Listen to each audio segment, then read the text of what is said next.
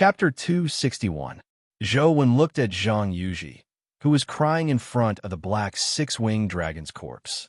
Just as he was about to say something, he suddenly saw a golden pillar of light rise from the seawater. In the pillar of light, a golden apple floated out of the water and slowly rose into midair. The golden apple was clearly the one Zhou Wen had thrown out. At that moment, it seemed to have a life of its own as it floated in midair, emitting a resplendent divine glow. Above the golden beam of light that reached the sky, a golden figure slowly descended from the sky like a god. The figure seemed to be condensed from golden light as it descended with a terrifying pressure. It was like a prison or a sea, as though it was a supreme existence in the world. The golden figure descended along the golden beam of light until it stopped in front of the golden apple. It reached out and grabbed the golden apple.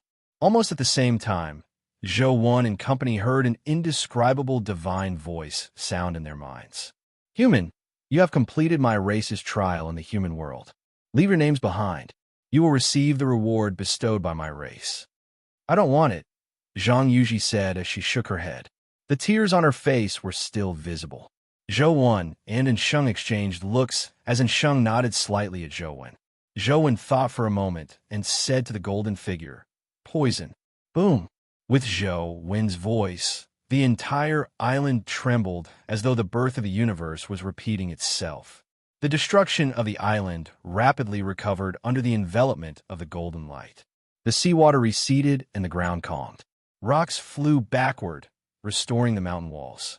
The grass sprouted and grew again, and the golden apple tree produced another golden apple. Under the golden apple tree, another black dragon appeared. It looked very similar to the one Zhou Wen and company had killed, but it was somewhat different. As for the black six-winged dragon's corpse that Zhou Wen and company had killed, it gradually disintegrated and vanished, leaving behind only a dimensional crystal. Under the apple tree, there was another item. It was a golden monument. On the top of the monument was the word poison. There was nothing below it. "In the name of the gods, I bestow you a golden apple." The golden figure held the golden apple as it shimmered. Moments later, the golden light gradually faded, and the golden apple's luster converged as it slowly flew toward Zhou Wen. When the golden shadow and beam vanished, the golden apple landed in Zhou Wen's hand. Although it was still the golden apple, Zhou Wen felt something different. "How do we get out?" Zhou Wen couldn't help but ask when he saw the golden figure disappear. "Let's try leaving the way we came," Ensheng said. "Let's go." Zhou Wen helped Zhang Yuji up and picked up the black six-winged dragon's dimensional crystal. It was a skill crystal, but he didn't know what skill it was. Furthermore, mythical dimensional crystals had very high requirements for stats. It wasn't that easy to absorb. The three of them came to the pool again. This time the pool sucked them in. When they came out of the waterfall again, they found that they had returned to the original island. Their boat was parked on the beach, and the island in the distance was faintly visible. "Do you still want to continue heading to other dimensional zones?" Ensheng asked. "Our injuries are so serious. I don't know when we will recover. How are we going to go?" Zhou Wen felt that he was definitely at odds with the dimensional zones in reality. It was best not to go to any dimensional zones. The three of them boarded the boat. Zhou Wen and Ensheng were too seriously injured, so it wasn't appropriate for them to move around. Zhang Yuji drove the boat, while Ensheng was in charge of commanding. They followed the path back to the Peninsula of Gods. "We have a total of 2 spoils of war. The golden apple and the black six-winged dragon's essence energy skill crystal. Yuji, choose one." Zhou Wen placed the 2 items in front of Zhang Yuji. If it wasn't for Zhang Yuji, he might have died. He wouldn't have been able to last until demonic Neonate's ancient sword tore out his heart. Zhang Yuji was indeed qualified. "There's no need. I don't want to see anything related to it," Zhang Yuji said with a shake of her head. "Are you all right?" Zhou Wen asked Zhang Yuji. Zhang Yuji's condition was clearly a little odd. She was actually so sad for a dimensional creature. Furthermore, the black six-winged dragon hadn't injured her during its final death strike at that moment of rage. This was clearly not right. Zhou guessed that this might have something to do with the essence energy art Zhang Yuji cultivated or her life providence. Zhou had previously heard that some people's life providences could communicate with dimensional creatures. As for Zhang Yuji's ability, it was clearly not as simple as communication. I'm fine. I'll get used to it. Zhang Yuji forced a smile, but it was obvious that she was still in a terrible mood. Seeing that she really didn't want it and even felt some disgust, Zhou gave the two items to Ensheng. Ensheng took the dimensional crystal and left the golden apple to Zhou. Take this. It might be useful in the future. Zhou and Ensheng didn't stand on ceremony as they put away the golden apple. Zhang Yuji didn't wish to mention what had happened on the island at all, so Zhou and Ensheng didn't ask any further. While the ship was still en route, Zhou and company saw a flock of sky cranes tearing through the sky. Soon, they arrived in front of their ship. Zhang Xiao landed from the sky crane's back and saw that Zhou and Ensheng were seriously injured. His expression changed drastically. He ignored the two of them and walked straight to Zhang Yuji, asking anxiously, "Yuji, are you all right?" "I'm fine. It's all thanks to Zhou and Ensheng protecting me that I wasn't injured. However, they were seriously injured. I have to thank them properly," Zhang Yuji said. Zhou and Ensheng immediately understood that Zhang Yuji had said that because she was afraid that the Zhang family would cause trouble for them. "Thank you for protecting Yuji. If you need anything in the future, try to inform me." After Zhang Xiao said that to Zhou and Ensheng, he called for an epic expert of the Zhang family to come down and use a rare healing spell to treat their injuries. At the same time, the Heavenly Crane team protected Zhang Yuji's return. After returning to the harbor, Zhou and Ensheng's injuries were much better. The Zhang family quickly left with Zhang Yuji as though they were protecting a real princess. I originally heard that the Zhang family's little princess is very favored. I thought it was because the Zhang family only has one daughter, but from the looks of it, it's not that simple. That might be one reason, but the most important reason might have something to do with her life providence.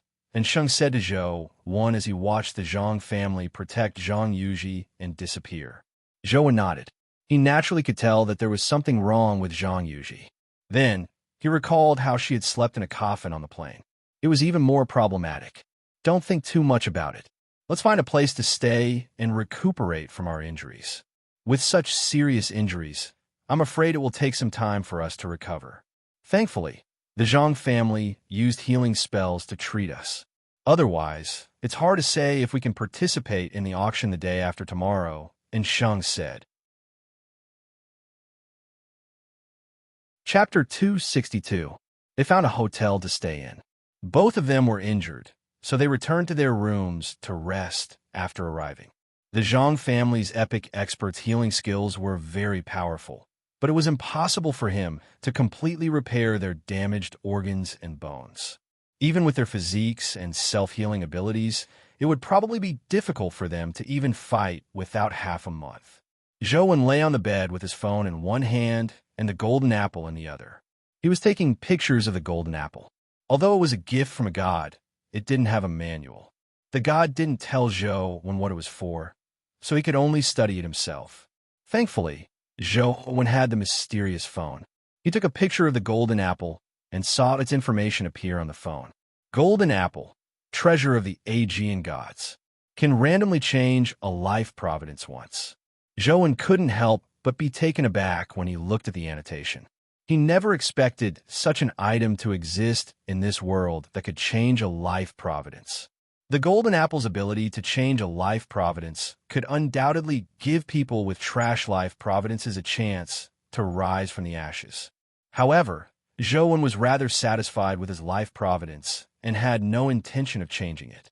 The golden apple was useless to him. Zhou thought for a moment and stored the golden apple into the chaos space. Although it was useless to him, it was very valuable. It was very likely worth more than a mythical companion egg. Something like a life providence wasn't something that could be controlled by humans. It was related to the primordial energy art one cultivated, as well as one's physique and other factors. Therefore, there were great variables. Even if one cultivated a top-notch primordial energy art and had good conditions, they couldn't help but have a relatively useless life providence. For example, a senior of the Dugu family naturally cultivated the best primordial energy art. His physique was inherited by the Dugu family, so he naturally wasn't bad. Furthermore, that person had been extremely talented from a young age. He learned everything in one go. The Dugu family believed that he was the hope of revitalizing the family in the future, so they spent a lot of effort and resources to nurture him. When he condensed a life providence, the life providence he condensed was called God of Immortality. Back then, everyone felt that with such an awesome name, the life providence would definitely be extremely powerful. However, they realized that with the God of Immortality life providence, no matter what skill or weapon he used, he couldn't injure his opponent. His life providence prevented him from killing anyone. He couldn't even injure anyone. If he couldn't even kill the weakest dimensional creature, wouldn't that make him a cripple? Such cases were not rare in the 6 great families. Although there were only a few extreme cases, there were still many people who wished to change their life providence. Zhou had heard from Anwen that the Cape family had once produced an unlucky life providence. He was really unlucky. If he sold the golden apple to such a person, that person would definitely agree even if he used a mythical companion egg to exchange for it, if he had one. Before the auction began, Zhou didn't go anywhere. He rested in his room and kept grinding dungeons. After the battle with the black 6-winged dragon, the mutated stone Chi's armor was shattered, so the mutated stone Chi naturally died. Zhou had lost the most important piece of armor, so he could only grind ordinary Chi, although it wasn't as high as the mutated stone Chi's defense. He had no other choice.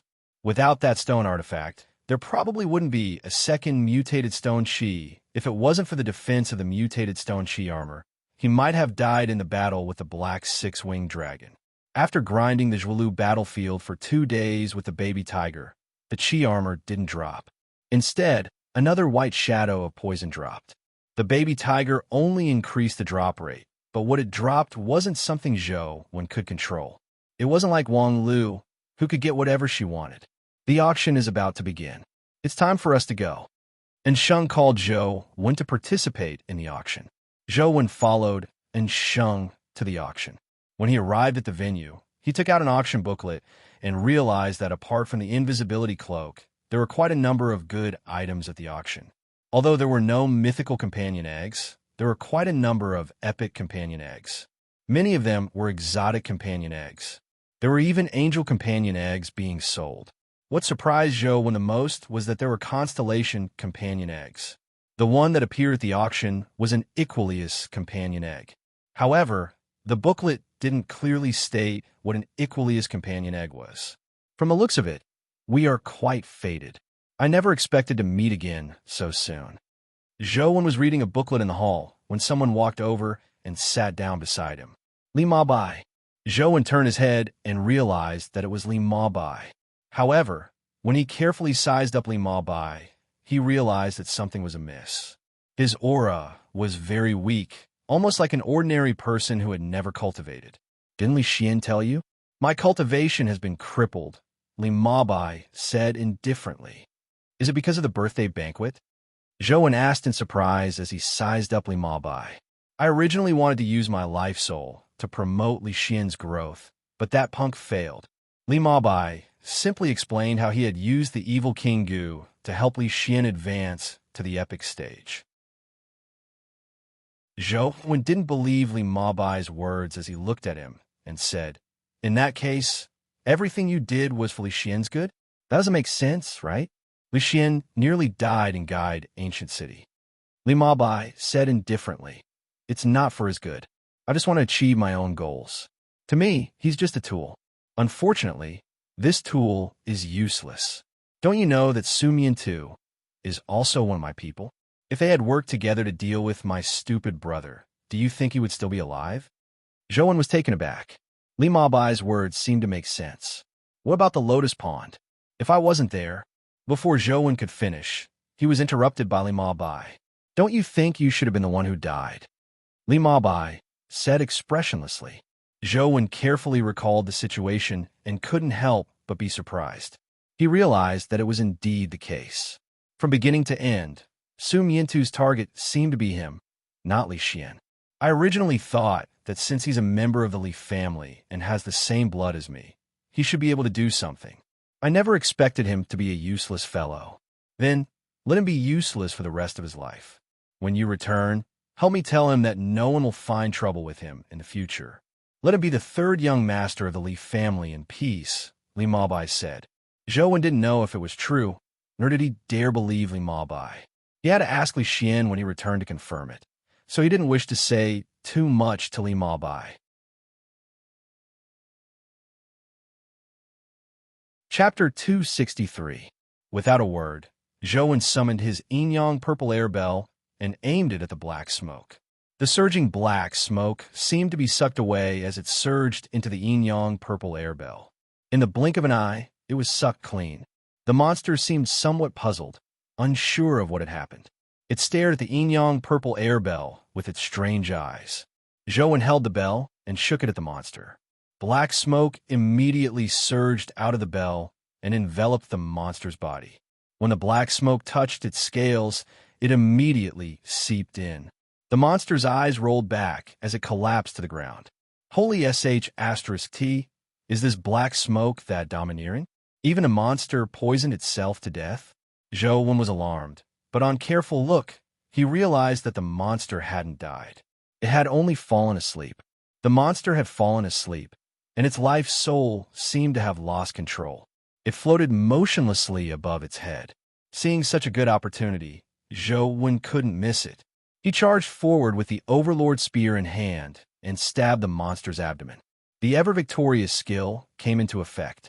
The tip of the spear stabbed in, opening up a hole in the monster's abdomen. Black blood immediately flowed to the ground. He didn't know what kind of power the black smoke had. Despite having such a huge hole and bleeding profusely, the monster didn't react at all. It continued sleeping there, leaving Zhou alarmed. Zhou naturally wouldn't be merciful to it. He stabbed it again and again. After stabbing it 17 to 18 times, the monster was finally killed. The black dragon-like life soul also shattered. A notification popped up in-game. Killed epic creature. Qi discovered dimensional crystal. Zhou saw that the dimensional crystal that dropped was a strength 32 crystal. Although its stats were very high for Zhou, his limit was only 21. It was useless no matter how high it was. After absorbing the 32 strength crystal, Zhou felt brimming with energy.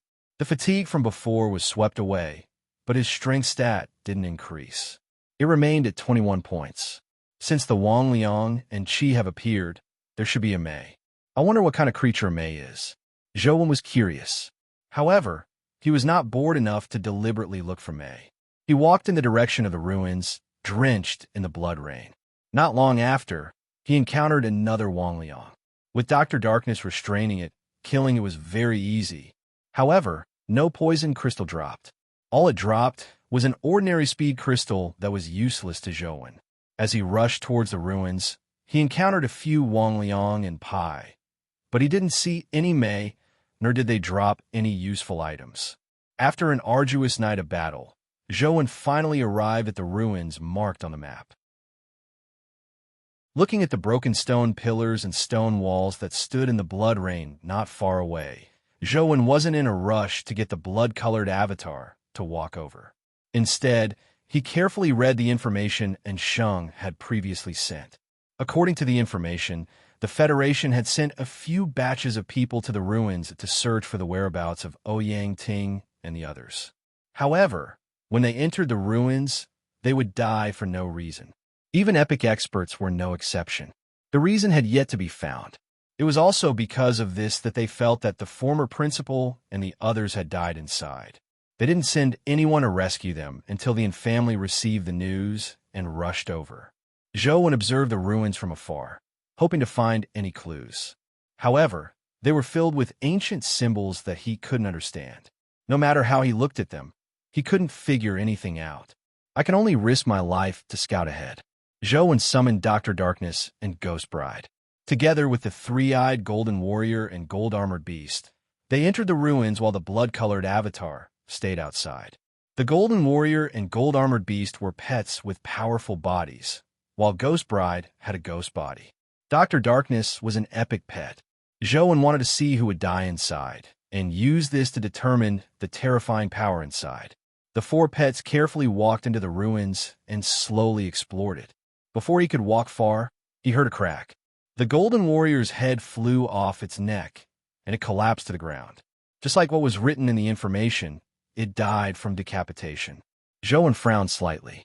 Although he had already looked very carefully, he didn't see any creatures appear, nor did he discover any energy fluctuations. It was as though an invisible executioner had chopped off the golden warrior's head. Crack! Just as Joan was pondering over it, Dr. Darkness's head fell off, and he died on the spot.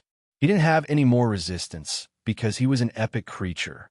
He died just as easily. Joan still didn't see anything in the ruins. He couldn't even tell how Dr. Darkness died.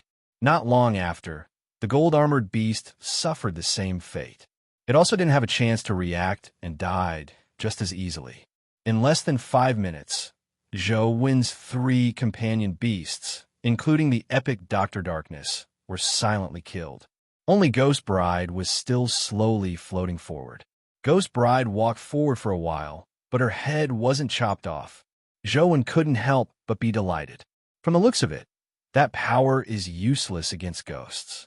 Joan didn't dare enter himself, but with Ghost Bride around, she could scout the way for him. Without any hesitation, Joan got Ghost Bride to speed up and began a carpet search of the ruins, hoping to discover something. It was unknown if it was because the power in the ruins was too terrifying, but even Qi, Mei Wang, and Liang didn't appear in the ruins. It was dead silent. Apart from the constant rain of blood, there were only the dilapidated ancient buildings. Joan controlled Ghost Bride and got her to search for clues in the various dilapidated buildings. This was a game, so he definitely couldn't find the former principal and company here. However, it was impossible for them to vanish into thin air. They must have gone somewhere. Joan only wanted to find that place. At the encampment, the soldiers guarding the gate suddenly saw a person rush over as though he had gone mad. They hurriedly raised their guns and were on high alert. "Stop! Don't go any further.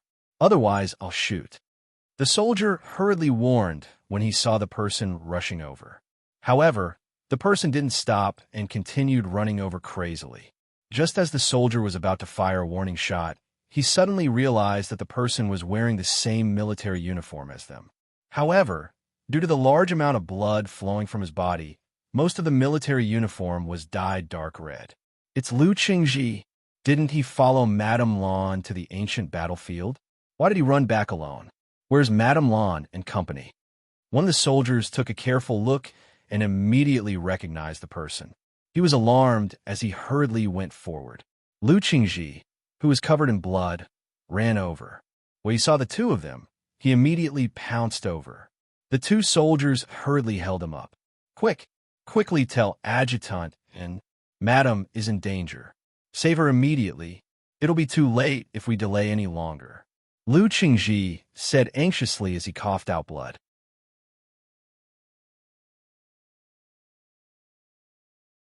Chapter 264.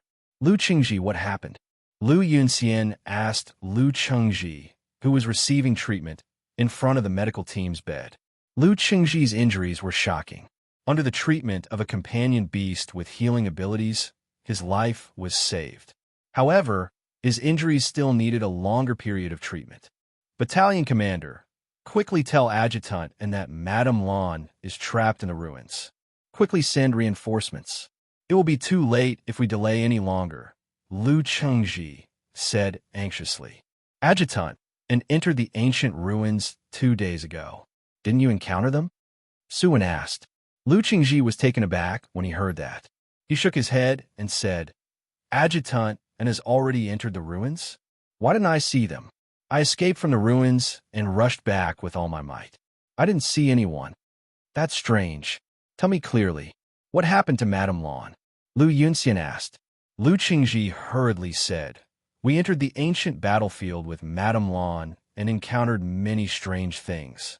However, under Madame Lan's lead, we arrived at the ruins where old Mr. Ouyang and company were researching without any mishaps. That place had already become extremely strange. Many of our companion beasts were sacrificed there. They were all beheaded and killed. In the end, it was Madame Lan who came up with a solution that allowed us to safely enter the ruins. As he had lost too much blood, he felt his mouth dry. Lu Qingji swallowed his saliva and continued. In the ruins, we found an entrance that led underground. We also found a mark left behind by old Mr. Ouyang. In the beginning, we used many companion beasts to scout the way, but there weren't any problems. However, after Madame Lan led people down, the entrance to the passageway was sealed. The few of us who stayed outside tried our best to open the stone door. What happened next? Suwen pressed. Lu Qingji panted a few times and continued. After more than 3 hours, the stone door at the entrance automatically opened. Old Qiu rushed out. At that time, Old Qiu was covered in blood. The color of his military uniform was almost indistinguishable. He rushed out and handed me a strange stone artifact.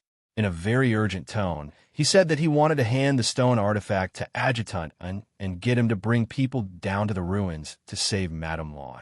Otherwise, it would be too late. Back then, he was too anxious and spoke incoherently. He even said that the stone artifact was the key to opening some door and that he had to put it back to open the door to save Madame Lan. He said that he had to be quick or it would be too late. He repeated it a few times, and a few of us couldn't interrupt. Just as we were about to ask, Old Qiu suddenly spat out a mouthful of blood and died. What about the stone artifact? Lu Yinxian asked. Lu Qingji's face revealed a look of guilt. Even people like Madame Lan and Old Qiu can't deal with the situation in the stone passageway, much less us. After some discussion, we planned on bringing the stone artifact back to report, but the ancient battlefield is just too terrifying. A few of our brothers died there, and I barely escaped. However, on the way, the stone artifact was swallowed by a dimensional creature with a WRM head and a lion-like body. It's all my fault. I didn't manage to keep the stone artifact. Do you still remember where the dimensional creature is? Lu Yinxian asked after some thought. I know the rough location, but I don't know if the dimensional creature is still there, Lu Qingji said. All right, Suwen, do your best to treat Lu Qingji's injuries. Everyone else, prepare to set off at any time, Lu Yunxian said. Commander Lu, since Adjutant is already gone, I'm afraid it's useless for us to enter, right? A middle-aged officer said. Lu Yunxian said, when Lu Qingji and company returned, they didn't encounter Adjutant.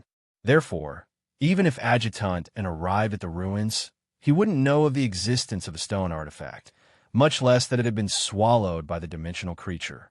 We have to find the stone artifact and send it to him. We can't do much, but killing a dimensional creature shouldn't be difficult. Furthermore, there's Lu Qingji, who is familiar with the situation, so there shouldn't be any problems. Go prepare, Lu Yunxian said in an unquestionable tone. Now, Lu Yunxian's rank was the highest here. Since he had already made the decision, no one questioned him.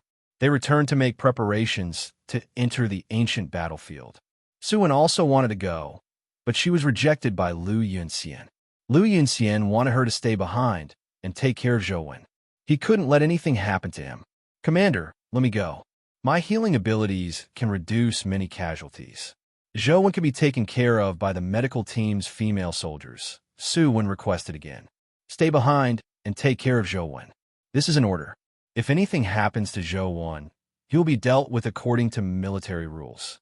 There will be no mercy, Lu Yunxian said firmly. Although he had spoken casually, he knew deep down that the ancient battlefield was too dangerous. Their trip was fraught with danger, so he didn't want Suwen to take the risk. Suwen opened her mouth, but she couldn't say a word. She was a soldier, so she could only obey Lu Yunxian's orders. However, she was extremely indignant. Zhouwen was gaming in his room, but he kept wearing the truth listener earring. He could clearly hear the nearby movements. When Lu Qingji returned, it was a little far from where Zhouwen lived. Zhou didn't hear it, but when Lu Yunxian's men began preparing to set off, he heard the commotion. When he walked out, Lu Yunxian and company had already boarded the vehicles and set off. 2 jeeps and a huge truck were driving out of the camp. Zhou realized what had happened. Seeing Su when standing at the entrance of the camp, he walked over and asked, "Head Nurse Su, what happened? What are Commander Lu and company doing? Why are you asking so many questions? They are going to the ancient battlefield to save people. Do you dare to go? Go back and play your games," Suwon said snappily. Suwon believed that if it wasn't for Zhou, she wouldn't have been left behind. They are going to the ancient battlefield to save people? Who are they going to save? Ouyang Lan or Shang? Zhou was alarmed as he hurriedly asked, "Whoever they save has nothing to do with you." Suwon didn't wish to say too much to Zhou. Zhou frowned slightly. He knew how dangerous the ancient battlefield was. That was why the family had invited so many epic experts from outside. However, if Commander Lu and the low-ranking officers were to head to the ancient battlefield, it would be no different from sending themselves to their deaths. "Head Nurse Su, I believe you still don't know that Ouyang Lan is actually my mother, right? I hope you can understand my feelings and tell me what happened," Zhou said when he saw that Suwon refused to tell him what had happened. "Who are you lying to? Madame Lan only has 2 children, the Overseer and Miss Jing. Do you think you're the Overseer? Or Miss Jing?" Suwon said with a curl of her lips. "You should know about Ouyang Lan's remarriage, right? I'm the son of her remarried husband. Who do you think I am to her?" Zhou said. Suwon looked at Zhou in disbelief. Chapter 265. If it wasn't for my identity, why do you think Shang got you to take care of me? Seeing that Suwon was still hesitating, Zhou went against his conscience and said, "I have a very good relationship with Ouyang Lan. We're like biological mother and son. My concern for her is no less than the siblings. Can you tell me what happened?"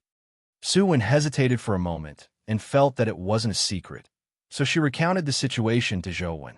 After Zhou heard that, he turned around and walked out of the camp.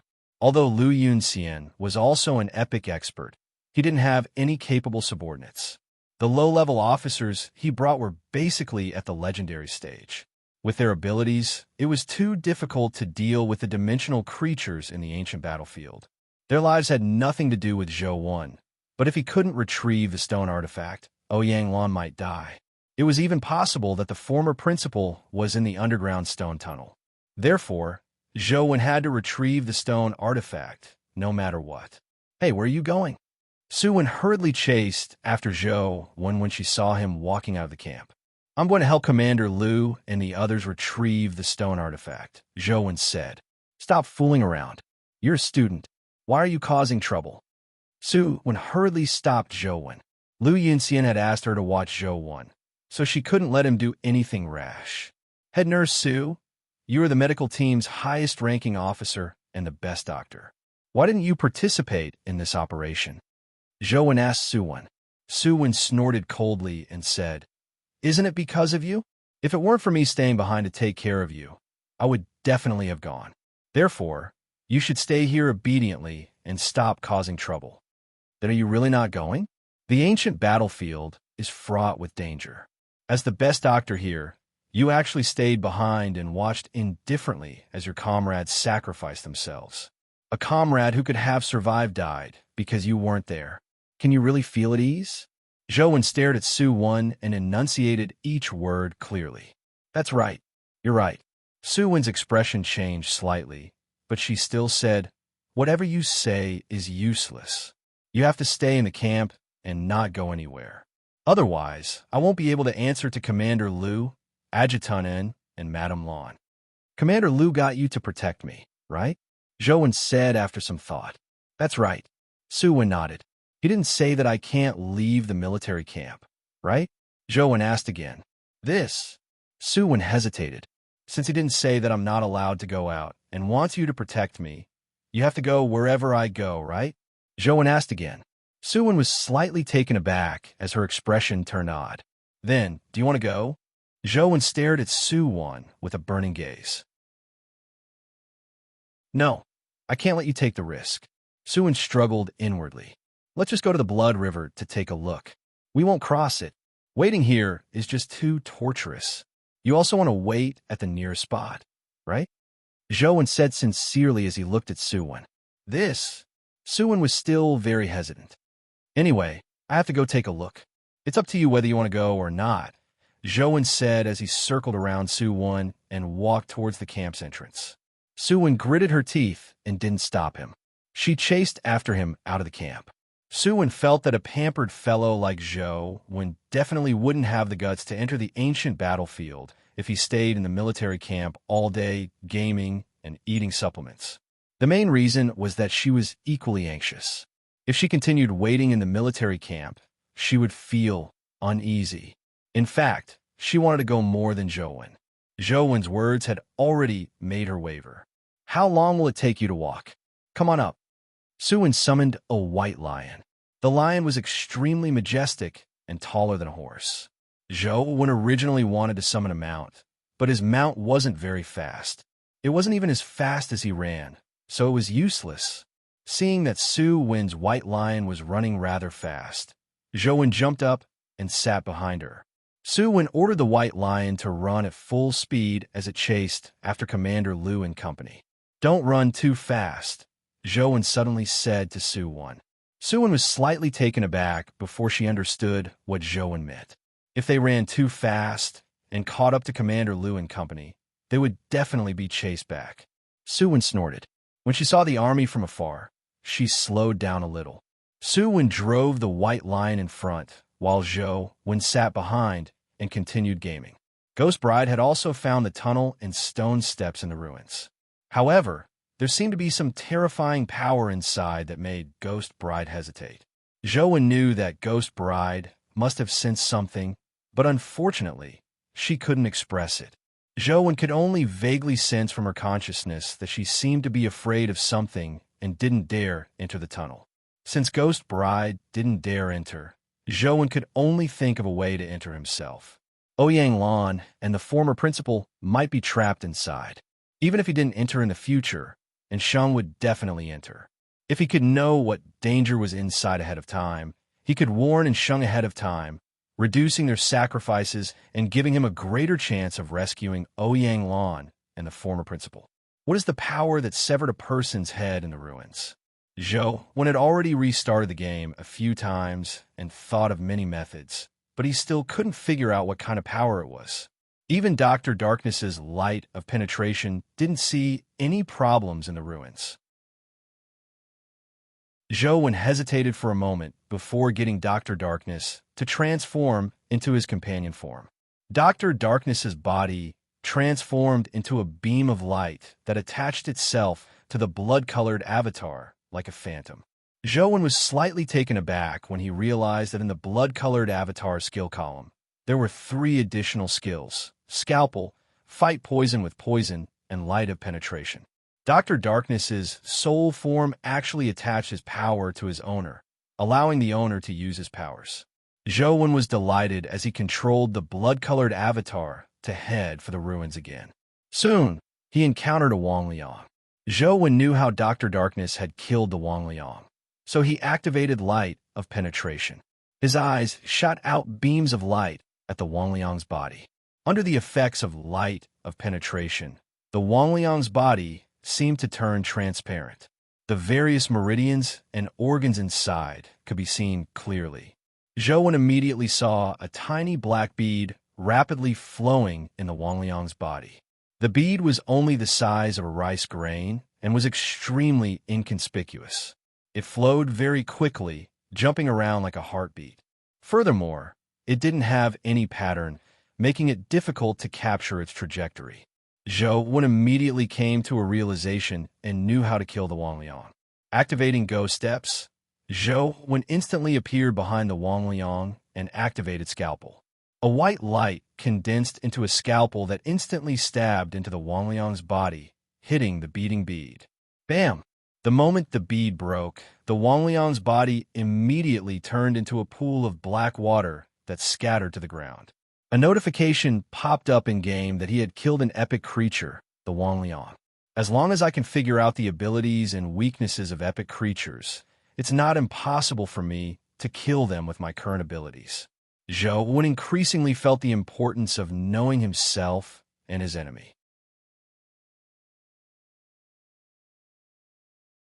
Chapter 266. The two sides of the Blood River were two completely different worlds. On one side, it was sunny and sunny, while on the other side, it was a bloody rain that spanned thousands of kilometers. The mountains and rivers were stained with blood, making it look like hell. When Zhou and Su Wen arrived at the Blood River, Lu Yunxian had already led the officers across the river. "Head Nurse Su, why are you here?" The junior officer who stayed behind hurriedly greeted Su Wen when he saw her. "I really can't feel at ease staying at the encampment. I think it's best we wait here for Commander Lu and the rest to return," Su Wen said as she sized up the interior of the car. Although she felt that she shouldn't cross the river and that she had to obey orders to take care of Zhou, her eyes couldn't help but look inside the car, hoping to find the remaining special raincoats. Without the special raincoats, it was impossible to move an inch in the blood rain. One would turn into a lunatic the moment they came into contact with the rain. They would only be sending themselves to their deaths. Unfortunately, the number of special raincoats was limited. Ouyang Lan and Ensheng had taken away 2 batches, so there weren't many left. Lu Yunxian and company had only obtained more than 10, so only a dozen people crossed the river. The rest could only stay here and wait for reinforcements. Without the special raincoats, Su Wen was extremely disappointed. It was impossible for her to cross the river now. Zhou stood by the Blood River and looked at the vast blood rain across from him. He had mixed feelings. Before coming to Zhuolu, he felt that he definitely wouldn't enter the ancient battlefield. He would only game outside and be of some help. But now, he had to cross the river and personally enter that terrifying place. "I hope I don't have to use the words left behind by teacher." Zhou felt that there shouldn't be too much danger. He already had a good understanding of the ancient battlefield in-game. As long as he didn't enter the traces, there wouldn't be too much danger. "Are there any more raincoats?" Zhou asked the officer. Su Wen said, "There are too few raincoats. Commander Lu and the rest don't even have enough. So how can there be any left? Don't let your imagination run wild. Just wait here for Commander Lu and the rest to return. With Commander Lu and Adjutant An's abilities, they will definitely be able to save Madame Lan and old Mr. Ouyang and return safely." Zhou stood by the Blood River and looked across the river. He slowly said, "You're right. Sheng and company are very outstanding. Perhaps they can return safely." With that said, Zhou paused for a moment as the glint in his eyes gradually turned sharp. He then said, "Unfortunately, I'm a person who doesn't like gambling. I can't sit here and wait for the needle of the wheel of fortune to stop. I can't watch the needle cycle between luck and misfortune without doing anything. I want to control the needle and the wheel to stop where I want them." The more Su Ji heard, the more she felt that something was amiss. When she heard that, her expression changed slightly. Just as she was about to say something, she saw Zhou Wen's body, which was wrapped in black armor, suddenly run towards the Blood River. In a few steps, he reached the edge of the riverbank and leaped up, charging towards the opposite bank. Su Wen and company were alarmed. Without any hesitation, Su Wen reached out to grab an umbrella beside her. At the same time, she summoned a strange bird that flickered with lightning. The lightning bird transformed into a pair of wings and landed on her back. Although Zhou Wen was wearing armor, the armor couldn't protect his entire body. There would still be blood rain falling on him. From Su Wen's point of view, Zhou Wen's actions were courting death. The lightning wings on Su Wen's back flapped as she immediately streaked across the sky like a bolt of lightning. She caught up to Zhou Wen, who was about to rush into the blood rain, and grabbed his shoulder. At the same time, she opened the umbrella to block the falling raindrops. "Are you crazy?" Zhou Wen looked at Su Wen, feeling perplexed. It was impossible for the umbrella to block all the blood rain. Furthermore, Su Wen was mainly using the umbrella to cover Zhou Wen's body. Many of the blood rain splattered on her body. Although she had already summoned an armored companion beast to protect her, She was unable to wrap her entire body in the armor. A few drops of blood still landed on her cheek. Zhou couldn't understand why Su Wen would do that. She had nothing to do with him, and she didn't seem to like him. However, she had risked her life to rush over. This was something Zhou couldn't understand from his worldview. You're the crazy one. Go back. Su Wen grabbed Zhou and exerted strength with the wings on her back, hoping to fly back to the other side. However, she had underestimated the infecting ability of the blood rain. In an instant, Su Wen's pupils turned red as though blood was about to drip down. Her consciousness suddenly blurred as she nearly fell from the sky into the river of blood. With the last bit of rationality she had left, Su Wen threw Zhou to the other side and landed on the shore shrouded in the blood rain. She held the umbrella and stood motionless in the blood rain. She knew that she couldn't return. Wait for Commander Liu and the others to return. You aren't young anymore. Don't always cause trouble for others. No one can always protect you. Su Wen's voice gradually turned hoarse as her eyes gradually turned ferocious. Blood vessels began to bulge around her eyes. Bastard! You bastard! When the officer on the other side saw this scene, he felt like tearing Zhou apart as he roared in grief and indignation. In midair, Zhou looked at Su Wen with an odd expression. He was a relatively indifferent person, so he couldn't understand why Su Wen would do such a thing for a stranger she didn't like. However, at that moment, he didn't want Su Wen to die just like that. Using the momentum in midair, he circled around like a strange bird and charged towards the other side in midair. Like an arrow that had left the bowstring, he shot towards Su Wen, who was standing with an umbrella on the other side. When Su Wen saw Zhou turn back in midair, she wanted to say something, but her consciousness turned blurry. A violent emotion filled her nerves. Kill! Kill! Kill! Su Wen only wanted to kill.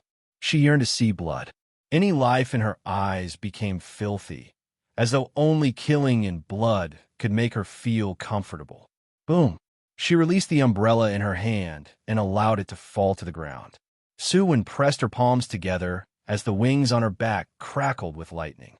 Her entire body seemed to be enveloped by lightning as she struck out with both hands, transforming into a bolt of lightning that blasted towards Zhou. The officers on the other side watched helplessly as this scene unfolded, but they couldn't do anything. They felt so uncomfortable that they nearly went crazy. From their point of view, Zhou was definitely doomed when facing Su Wen's attack in midair. Even if he was lucky enough not to be killed, he would end up like Su Wen once he fell into the blood river. The green lightning was like a strange snake that was about to devour Zhou in midair. However, in front of everyone, Zhou figure suddenly turned blurry as he vanished into thin air. It left the officers stunned. When they saw Zhou again, they realized that he was already standing on the other side of the river. He was standing behind Su Wen, his body emitting a faint white light. One hand was holding onto the umbrella that was about to fall to the ground, and the other hand seemed to be holding something as it stabbed into Su Wen's neck. Su Wen, whose eyes were bloodshot, immediately slumped to the ground. Zhou held the umbrella with one hand and hugged Su Wen with the other. He leaped into the air and returned to the other side like an eagle.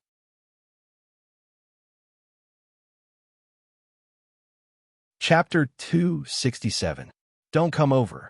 Zhou shouted coldly to stop the officers who were about to rush over.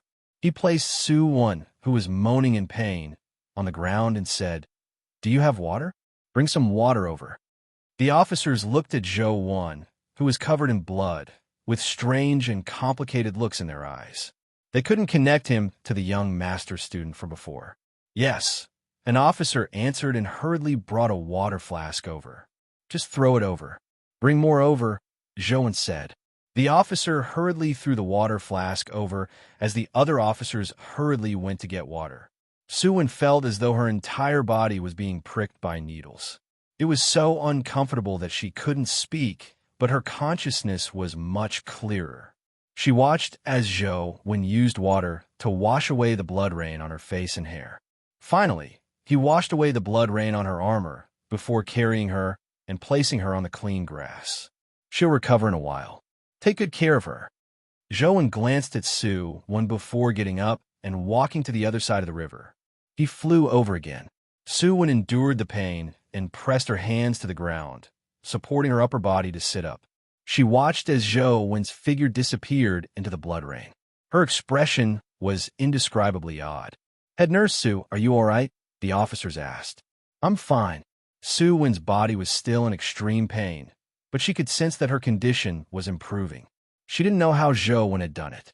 Up to now, they hadn't figured out an effective way to resist the blood rain. Unless one's physique was strong enough to reach the epic stage, coupled with some protective primordial energy skills, one could withstand the blood rain. However, once one was infected by the blood rain, there was no good way to treat it. As the head nurse, Su Wen knew how terrifying the blood rain was. However, not only was Zhou Wen able to ignore the virus in the blood rain, but he was also able to expel it from her body. This left her feeling incredulous. She could no longer connect Zhou Wen to the young master student who played games all day and ate supplements. Could it be that as long as one enters the infamily, one will become so strange even if their surname isn't in? Another figure surfaced in Su Wen's mind. It was a man who wore a smile all day, looking harmless. The Zhou Wen in front of her was extremely similar to that man from back then. Zhou Wen quickly advanced through the blood rain. He had to quickly catch up to Lu Yunxian and company and track them to find the Qi after hearing Su Wen's description. Zhou Wen knew that the one who swallowed the stone artifact was definitely the Qi. They couldn't see anything in the blood rain, but Zhou Wen could use Truth Listener's powers to know his surroundings. He quickly found Commander Lu and company. However, to Zhou Wen's surprise, Commander Lu and company didn't go far. They advanced at an extremely slow speed. Although they were wearing special raincoats, the blood rain obstructed their vision. They didn't dare walk too fast, afraid that they would accidentally bump into dimensional creatures.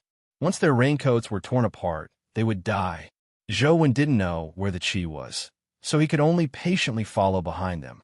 Thankfully, with the blood rain, Zhou Wen didn't need to be too far away from them, nor did he need to hide himself. All he needed to do was follow them. No one could discover him in the blood rain. Zhou Wen held an umbrella and slowly advanced through the blood rain. At the same time, he observed the situation ahead of him. If they encountered other dimensional creatures, Zhou Wen had to ensure their safety and ensure that they could find the Qi that had swallowed the stone artifact. Lu Yunqian's expression was solemn. As he advanced through the blood rain, even at the epic stage, he could only see more than 10 meters ahead. He couldn't see anything further. Under such circumstances, it was as though they were in a dangerous jungle. The blood rain around them was like dense grass, with venomous snakes and ferocious beasts that could jump out at any moment. Not to mention the legendary officers. Even Lu Yunxian himself was trembling in fear as he walked. Suddenly, Lu Yunxian felt a chill run down his spine as he had an ominous premonition. He immediately shouted, "Be careful. There might be an enemy attack." Lu Yunxian believed in his intuition. This was something he had developed over the years of fighting on the battlefield. Although it wasn't necessarily accurate, it had saved his life many times. Everyone used their rain goggles to look around, but it was useless. The blood rain blocked their vision, preventing them from seeing anything. Lu Yunxian tried his best to look forward, but no matter how he looked, the rain quickly blurred his goggles. Vaguely, he seemed to see a figure walking over, but when he looked carefully, he didn't seem to see anything. "Who's in front? If it's a human, shout." Lu Yunxian shouted at the person in front of him, but no one answered him. There was only the sound of rain. However, as the figure got closer and closer, Lu Yunxian finally saw it clearly. It was a strange person with black hair that reached the ground. He walked over in the blood rain, his body drenched and his skin stained with blood. He was very certain that even if he was human, he had probably become a monster. "That's a ghost. Lu Qingji also saw the figure and immediately shouted, his voice filled with fear. "Vanguard troops, attack." Lu Yunxian summoned his companion beast. It was a rock monster that could withstand the power of the blood rain. The other officers also controlled the few companion beasts that could withstand the blood rain and charged forward with the rock monster. The few companion beasts used their respective powers as all sorts of attacks enveloped the strange man that was slowly walking over from the blood rain. In particular, the epic rock monster smashed the strange man's head with a terrifying punch. Bam! The strange person's head exploded before his entire body exploded, turning into black water that splattered everywhere. The officers cheered, but halfway through their cheers, their faces froze. This was because the companion beasts that were stained with the black water were like snow that had been stained with charcoal. Large amounts of white gas emitted from their bodies. A few legendary companion beasts instantly melted into corpse water. The rock monster's body was also corroded until it was riddled with potholes. Its rock arm had fractured, and one of its legs had been corroded. Its body fell into the blood. Under everyone's horrified gazes, the black water condensed into a black-haired, strange person again. The strange person, whose face was covered by black hair, opened his mouth and revealed a silent, eerie smile at them. It made everyone's scalps tingle as goosebumps rose on their bodies. They wished they could immediately turn around and escape. However, as soldiers, although they were afraid, they still raised their weapons and launched the most ferocious attack at the strange person when they heard Lu Yunxian's order to attack. The sword beams and saber beams intersected as Lu Yunxian's fist force erupted like a volcano. It was the most domineering strike augmented by his life soul, Fire General. It could melt metal and stone.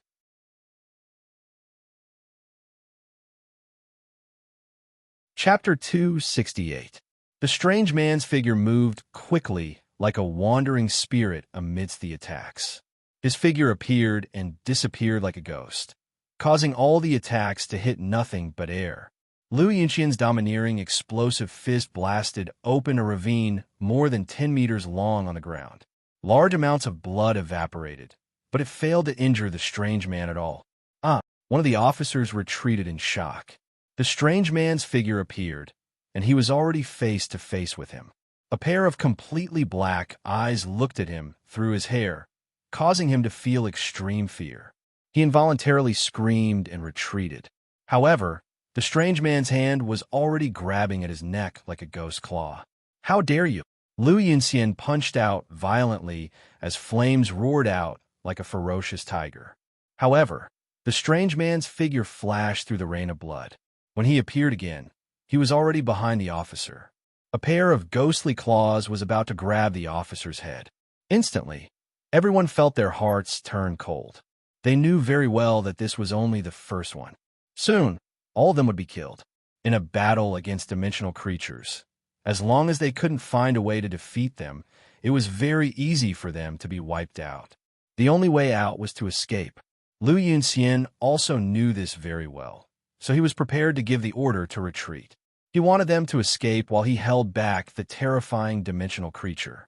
At most, he would die in battle. Just as the strange man's ghostly claws were about to grab the young officer's head, a strong beam of light suddenly shone from afar and landed on the strange man. When the strange man was illuminated by the light, he subconsciously raised his hands to cover his face. Then, he looked in the direction of the strong light. "All of you retreat." A voice sounded. Only then did the officer react and rush out, escaping the strange man's grasp. The other officers, including Lu Yunxian, subconsciously retreated a distance. With a trembling hum, a bamboo blade tore through the sky and stabbed into the strange man's body. Then, the strange man's body turned into a pool of black water that scattered to the ground. The bamboo blade also stabbed diagonally into the ground that was drowned by the blood rain. However, unlike before, the monster did not revive and condense again. Instead, it gradually fused with the blood rain and seeped into the mud on the ground. Lu Yunxian and company looked in the direction of the bamboo blade. They didn't know who had saved them, but Lu Yunxian felt that the voice he had heard was somewhat familiar. He felt like he'd seen this strange bamboo blade somewhere before, but he couldn't recall it. Soon, they saw a figure walking over the blood. The person was holding an umbrella in his hand. However, unlike the heavy, custom-made raincoats they were wearing, The person was only wearing ordinary black armor. He walked in the blood, and his body was splashed with a lot of blood, but he wasn't infected by the virus in the blood rain. They couldn't help but be amazed. They thought that the person in front of them, with an umbrella, was definitely an extremely powerful epic expert. Lu Yunxian found the umbrella somewhat familiar. After careful thought, he seemed to have one of his own, but he didn't bring it with him. In such a place, an umbrella was useless. The person walked over with an umbrella until he reached the bamboo blade that was stabbed diagonally into the ground. He reached out to pull it out and return it to its scabbard. As his face was covered by the umbrella, Lu Yunxian couldn't see his face clearly. He saluted and said, "Thank you for saving us, friend. I wonder if you can leave your name." Lu Yunxian of the 3rd Battalion of the 7th Regiment of the Sunset Army will forever be grateful for your kindness. I will definitely repay you in the future. Upon hearing Lu Yunxian's words, the person looked up at Lu Yunxian. The umbrella's edge tilted up slightly, allowing Lu Yunxian to finally see the person's face clearly. Then he was completely stunned. His mouth was agape, and he forgot to say anything else.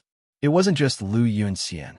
All the officers of the 3rd Battalion widened their eyes as they looked at the face revealed under the umbrella in disbelief, as though they were dumbfounded. The blood rain was still falling incessantly, but was dead silent everywhere except for where it fell. "Commander Lu, there's not much time left. Hurry up and find the dimensional creature that swallowed the stone artifact." Zhou Wen walked forward with the bamboo blade in hand. He originally didn't want to appear, but Lu Yunxian and company were clearly no match for the Wangliang. Lu Yunxian's strength wasn't inferior to the Wangliang's, and his fire powers could restrain the Wangliang to a certain extent. However, in the endless blood rain, his fire elemental powers were greatly suppressed. As for the Wangliang, it was greatly augmented. Just the ability to escape through water greatly increased the Wangliang's speed. Lu Yunxian's attacks couldn't touch it at all. "Young Master One, adjutant, and has given me a death order to take good care of you. You are absolutely not allowed to step into the ancient battlefield." Lu Yunxian's way of addressing Zhou Wen was still the same, but be it his tone or attitude, they felt completely different. Soldiers obeyed orders and respected the strong. In the past, Zhou Wen was a foppish scion to them, so no matter how noble his status was, they wouldn't treat him well. However, Zhou Wen had come to the ancient battlefield alone and killed a dimensional creature that even they were helpless against. He had even saved their companions' lives, immediately winning their respect. "But I'm already here, aren't I?" Zhou Wen looked at Lu Qingji and asked, "How far are we from where you encountered the dimensional creature?" "About 5 kilometers away," Lu Qingji answered subconsciously. "Commander Lu, if it's possible, get your subordinates to return to the Blood River to provide support. You, Lu Qingji, and I will advance at full speed with light equipment. We have to retrieve the stone artifact in the shortest time possible," Zhou Wen said to Lu Yunxian. These legendary officers were no different from sending themselves to their deaths in such a place. "Young Master One, take us along. We aren't afraid of death. We can scout the way for you. Young Master One, take us with you. We can help." Before Lu Yunxian could say a word, the officers immediately shouted. All of them were extremely agitated. Zhou Wen frowned slightly. He really didn't understand what was going on with these people. It was as though sending themselves to their deaths was a glorious thing. Perhaps that saying is true. What kind of general leads what kind of soldiers? From Su Wen, Lu Yunxian, and the others, I can imagine what kind of person their leader is. At that moment, Zhou Wen suddenly felt that the man he had never taken to heart might be much more terrifying than he had imagined. Zhou Wen didn't know how a leader who could make soldiers willing to die was done. At the very least, he couldn't do it, nor did he want to do it. Immediately return to the Blood River and prepare to provide support. That's an order. Lu Yunxian also knew that he had taken things for granted. Legendary officers and their companion beasts were useless here. The primordial gold guns were almost useless, so leaving them behind was no different from sending them to their deaths. After forcefully ordering the officers to return, leaving only Lu Qingji and Zhou Wen behind.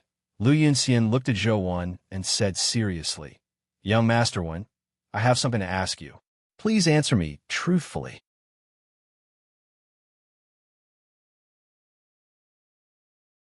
Chapter 269. What? Zhou Wen frowned. Before you came to Zhuolu, you had already decided to enter the ancient battlefield? Or was it a last-minute decision? Lu Yunxian asked. What's the difference if I had a plan in advance? Zhou Wen asked. There's a difference. If you had a plan in advance, you would have naturally made a lot of preparations. You wouldn't die here so easily. If it's just a spur-of-the-moment decision, I'll send you back no matter what, Lu Yunxian said. I did make a lot of preparations. I shouldn't die that easily. Let's go. We don't have much time left. We have to find the stone artifact and send it to the ruins as soon as possible. Zhou Wen looked at Lu Qingji and said, "Lead the way. Just walk forward. If I don't say stop, keep walking." Lu Qingji nodded. Due to Zhou Wen's arrival, the fear in his heart lessened greatly. They had previously encountered a Wang Liang and many people had died. However, the Wang Liang had been easily killed by Zhou Wen, reducing his psychological fear greatly. The trio continued forward. Although there were fewer people, the atmosphere didn't seem as oppressive as before. Lu Yunxian looked at Zhou Wen, who was walking with an umbrella, and found it odd. He couldn't connect the current Zhou Wen with the Zhou Wen he knew in the past. Stop! Lu Yunxian suddenly heard Zhou Wen's voice and hurriedly stopped to look at him. Seeing that Zhou Wen was staring ahead, he traced his gaze, but all he saw was a rain of blood. Apart from that, he couldn't see anything. Lu Qingji, take a step back. Zhou Wen walked in front of Lu Qingji and pulled out his bamboo blade. The bamboo blade shimmered with a cold glint amidst the blood vessels. When the rain hit the blade, not a single drop could be seen. It slid down. Even in the rain, the bamboo blade remained unstained. After a while, Lu Yunxian saw another strange person walk over from the rain of blood. It was identical to the strange person they had encountered before. He couldn't help but be vigilant as he gathered his strength in preparation for battle. However, Zhou Wen directly moved. His eyes shot out a beam that resembled a searchlight that shone down on the strange man. In the next second, Zhou Wen's figure vanished from his spot. When he appeared again, the bamboo blade pierced through the strange man's body, causing it to explode into a pool of black liquid. A dimensional crystal dropped. Lu Yunxian glanced at Zhou Wen and felt increasingly odd. He suspected that Zhou Wen was really a legendary student. In this terrifying place where even epic experts tread on thin ice, he seemed to be able to control everything. With a swing of his saber, he could easily kill dimensional creatures that even he was helpless against. Let's continue, Zhou Wen said to Lu Qingji as he picked up the dimensional crystal. Yes, young Master Wen. At this time, Lu Qingji's spirit was much better. He responded and strode forward. The fear in his heart seemed to have lessened a lot. For the rest of the journey, Zhou Wen and company didn't encounter any more dimensional creatures. There weren't many dimensional creatures in the ancient battlefield to begin with, but every one of them was extremely terrifying and had their own characteristics. If Zhou Wen hadn't gained a deep understanding of them in-game and had the means to restrain dimensional creatures, the three of them would have died a long time ago. After walking for more than 5 kilometers, they still didn't see the qi that Lu Qingji mentioned. It was unknown if Lu Qingji had led them in the wrong direction or if the qi had already gone somewhere else. Old Lu, how much further? Lu Yunxian also felt that they had gone too far as he asked. Lu Qingji scratched his head and said, "We should have already reached the area where we encountered it, but for some reason, we haven't seen any traces of it." With Lu Qingji saying that, Zhou Wen and Lu Yunxian felt that something was amiss. If the qi had really left the area, where could they find it in the huge, ancient battlefield? Furthermore, there was more than one qi in the battlefield. How would they know which one was the one that had swallowed the stone artifact? Let's not go any further. Let's search the vicinity. The qi, Mei, Wang, and Liang that Zhou Wen encountered in-game would wander in a fixed area. They basically wouldn't stray too far away. However, this was real life and not a game. No one knew if the chi would still be here. The three of them adjusted their direction slightly and searched the surroundings. After searching uneasily for a while, Zhou was pleasantly surprised to find a chi, however. After seeing the chi's appearance, Zhou frowned and said to Lu Qingji, "Take a look and see if that monster swallowed the stone artifact you brought back." Zhou had seen many chi in-game, and they were basically the same. He couldn't tell any difference. However, this chi was clearly different from the chi that Zhou had seen before. Typical chi had black scales. Although they looked strange, they had the appearance of a living creature. However, the chi in front of him was different. Its body was grayish-white in color, and it looked like a stone sculpture. If it wasn't for the fact that it was slowly walking over, Zhou definitely wouldn't have thought that it was a living creature. Lu Qingji couldn't see it first, but when the chi approached, he saw it clearly. His face was filled with puzzlement. From the looks of it, it doesn't look wrong, but the one we saw was a living creature. Why does this one look like a stone statue? Just as Lu Qingji said that, the chi let out a roar as gray flames rose from its body. Then, Zhou Wen and company felt the ground tremble violently. No good. Dodge. Zhou Wen flew up, and at the instant his feet left the ground, stone spears stabbed out from the ground.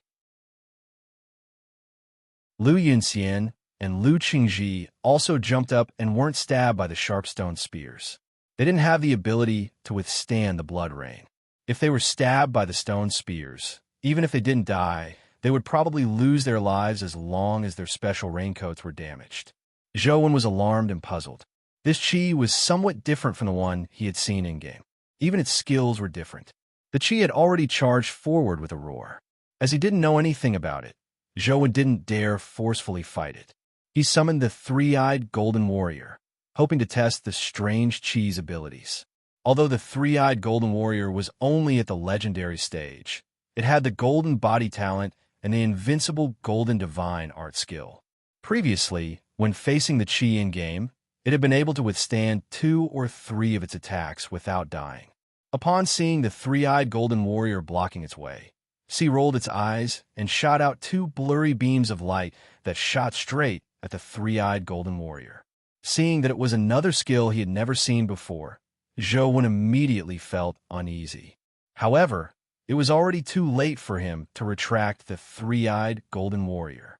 When the beam landed on the three-eyed golden warrior, its body cracked like tempered glass. In the next second, it shattered into pieces on the ground. It had been killed.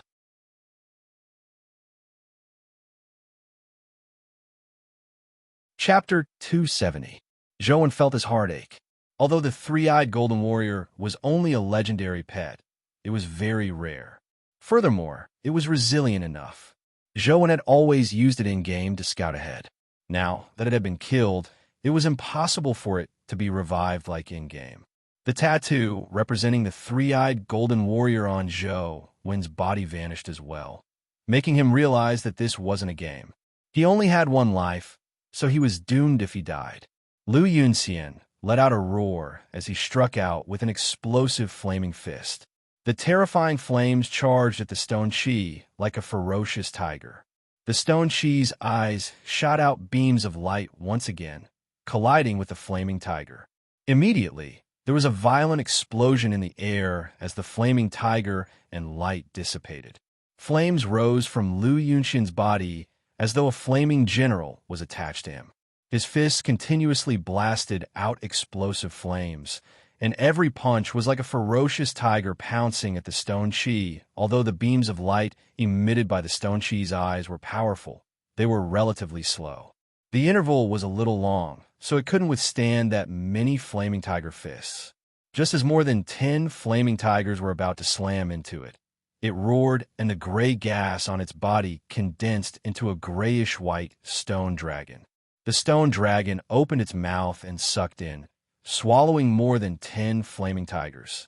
There wasn't a single sound, as though its stomach was a bottomless abyss.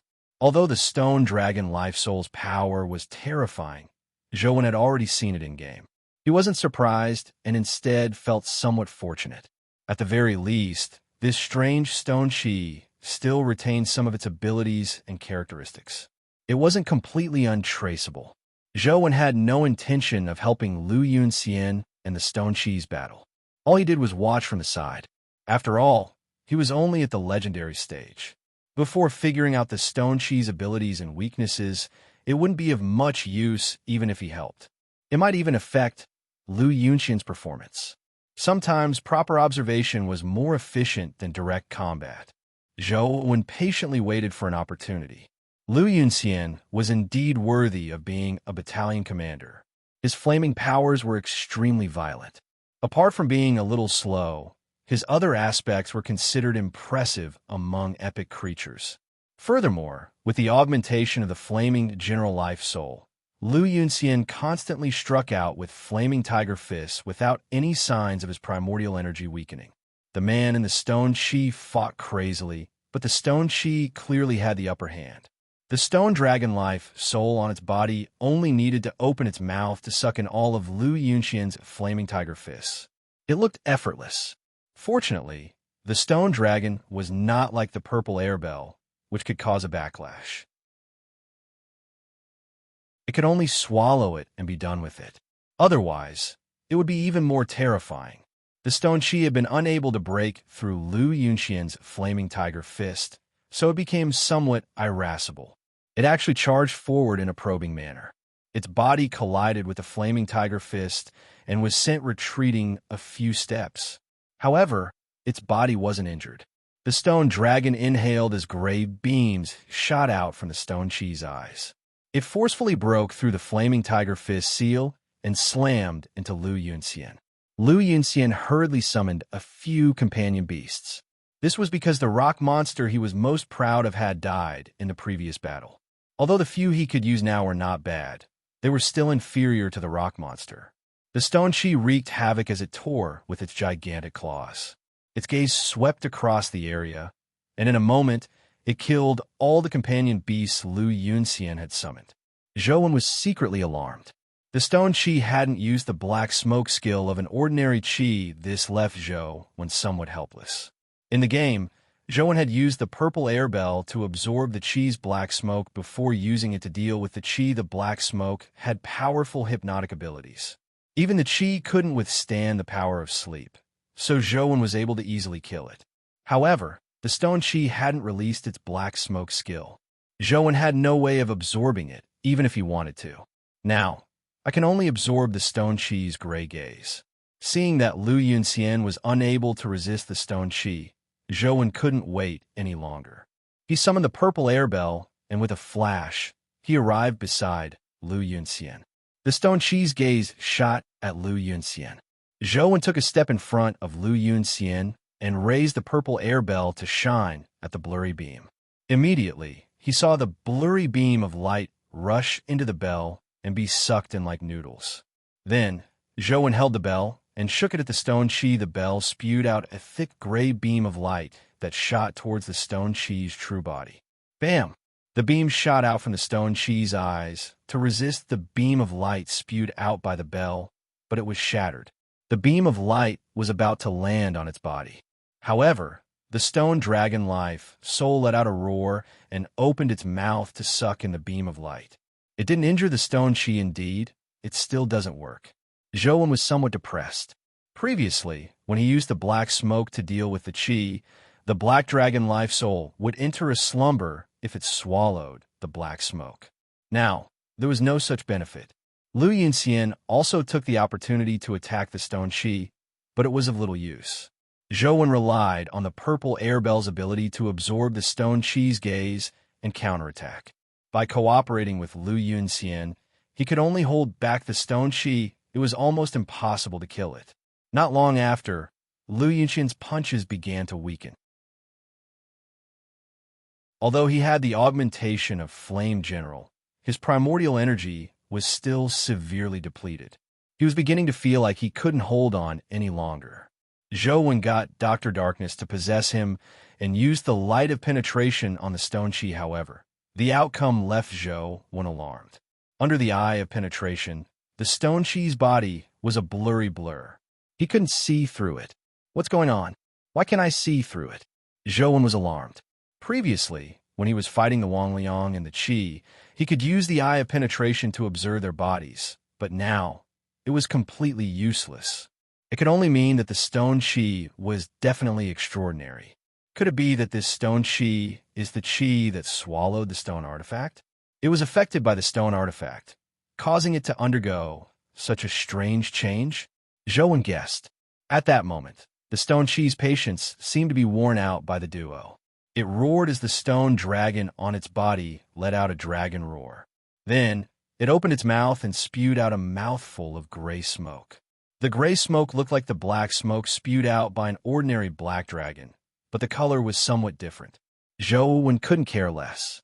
He picked up the purple air bell and sucked at the gray smoke. Then he saw the gray smoke surge into the purple air bell.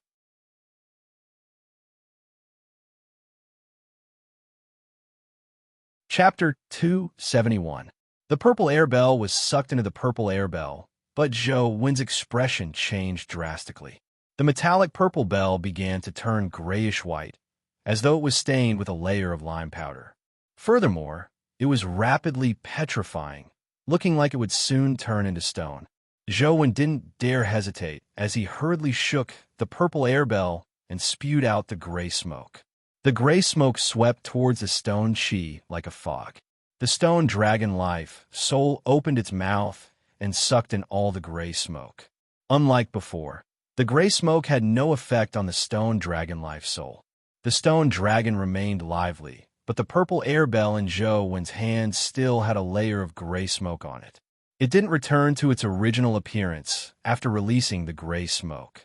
There's definitely something wrong with this stone Qi if it really became like this because it devoured the stone artifact. What is a stone artifact? How can it possess such terrifying power?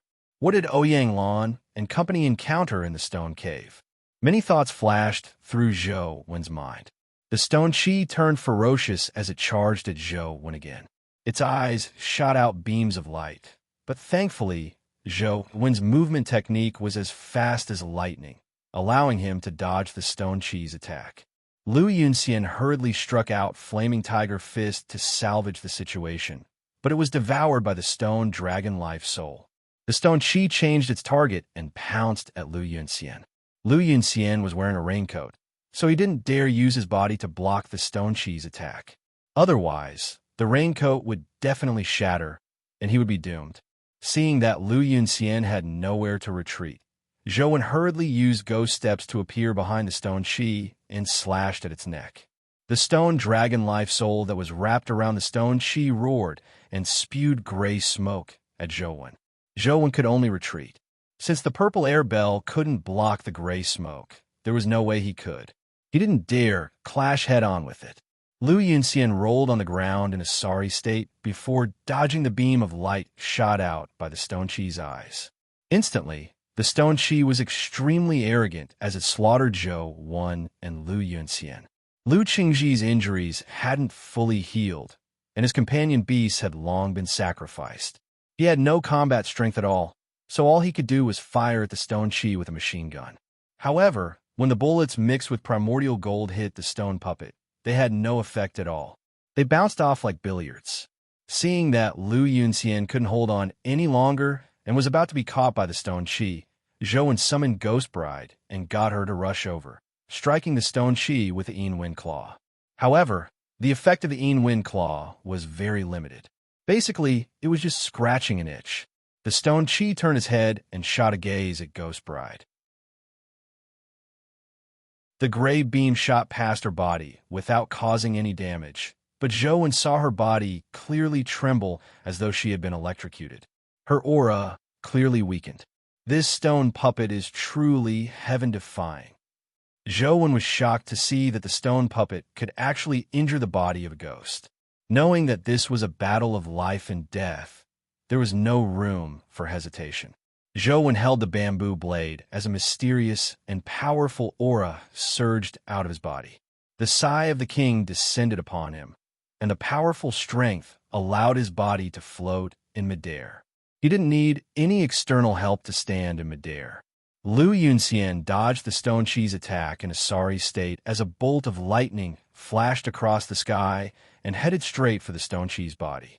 Then, bolts of lightning crisscrossed and shuttled through the stone chi's body at an unbelievable speed.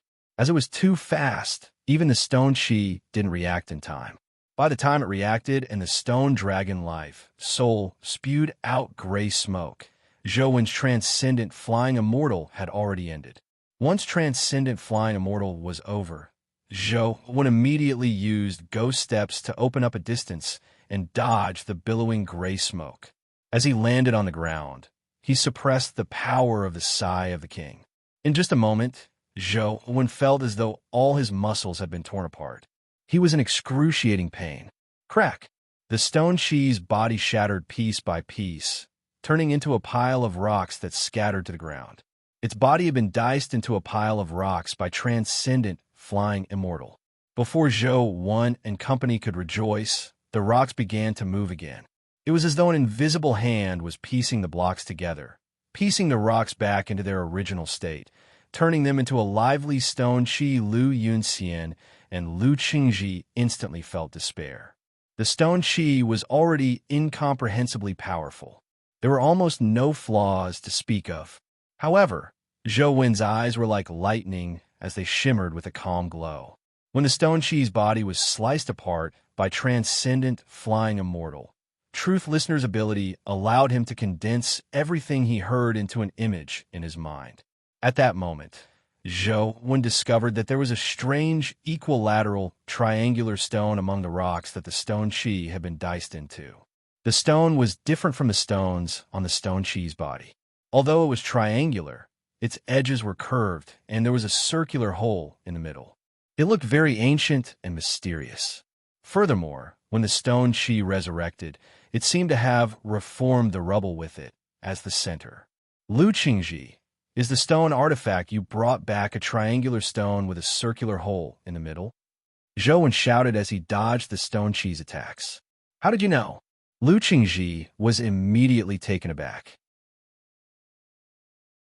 Zhou was now certain that the stone artifact was most likely the reason why the stone chi had become so strange. Without any hesitation, he used the sigh of the king again despite the damage to his body. As the terrifying power descended, Zhou felt all his bones groan in pain as though they would snap at any moment. His muscles, which had already been torn to begin with, now had bloody cracks appearing on them. Zhou endured the pain and used ghost steps again, appearing beside the stone chi like a ghost. However, this time, the stone chi was prepared. Just as Zhou appeared, the ancient dragon life soul spewed out a mouthful of gray smoke at the spot where he appeared. Zhou held the purple air bell that seemed to be stained with dust and pointed it at the gray smoke. He sucked the gray smoke into the bell, but the bell completely petrified. Without waiting for Zhou to shake it again, cracks appeared on its body before it collapsed and was completely destroyed. Transcendent, flying, immortal. After releasing the bell, Zhou drew his saber and used transcendent flying immortal. He transformed into a beam of light that crisscrossed the stone chi's body, constantly killing it.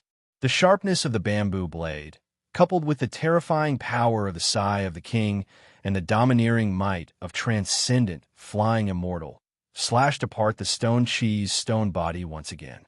At the instant the stone chi's body shattered, a cold glint flashed in Zhou's eyes as he threw out the bamboo blade. The bamboo blade transformed into a cold beam that tore through the rubble and brought out one of the stones. With a flash, Zhou activated ghost steps and instantly appeared in front of the bamboo blade.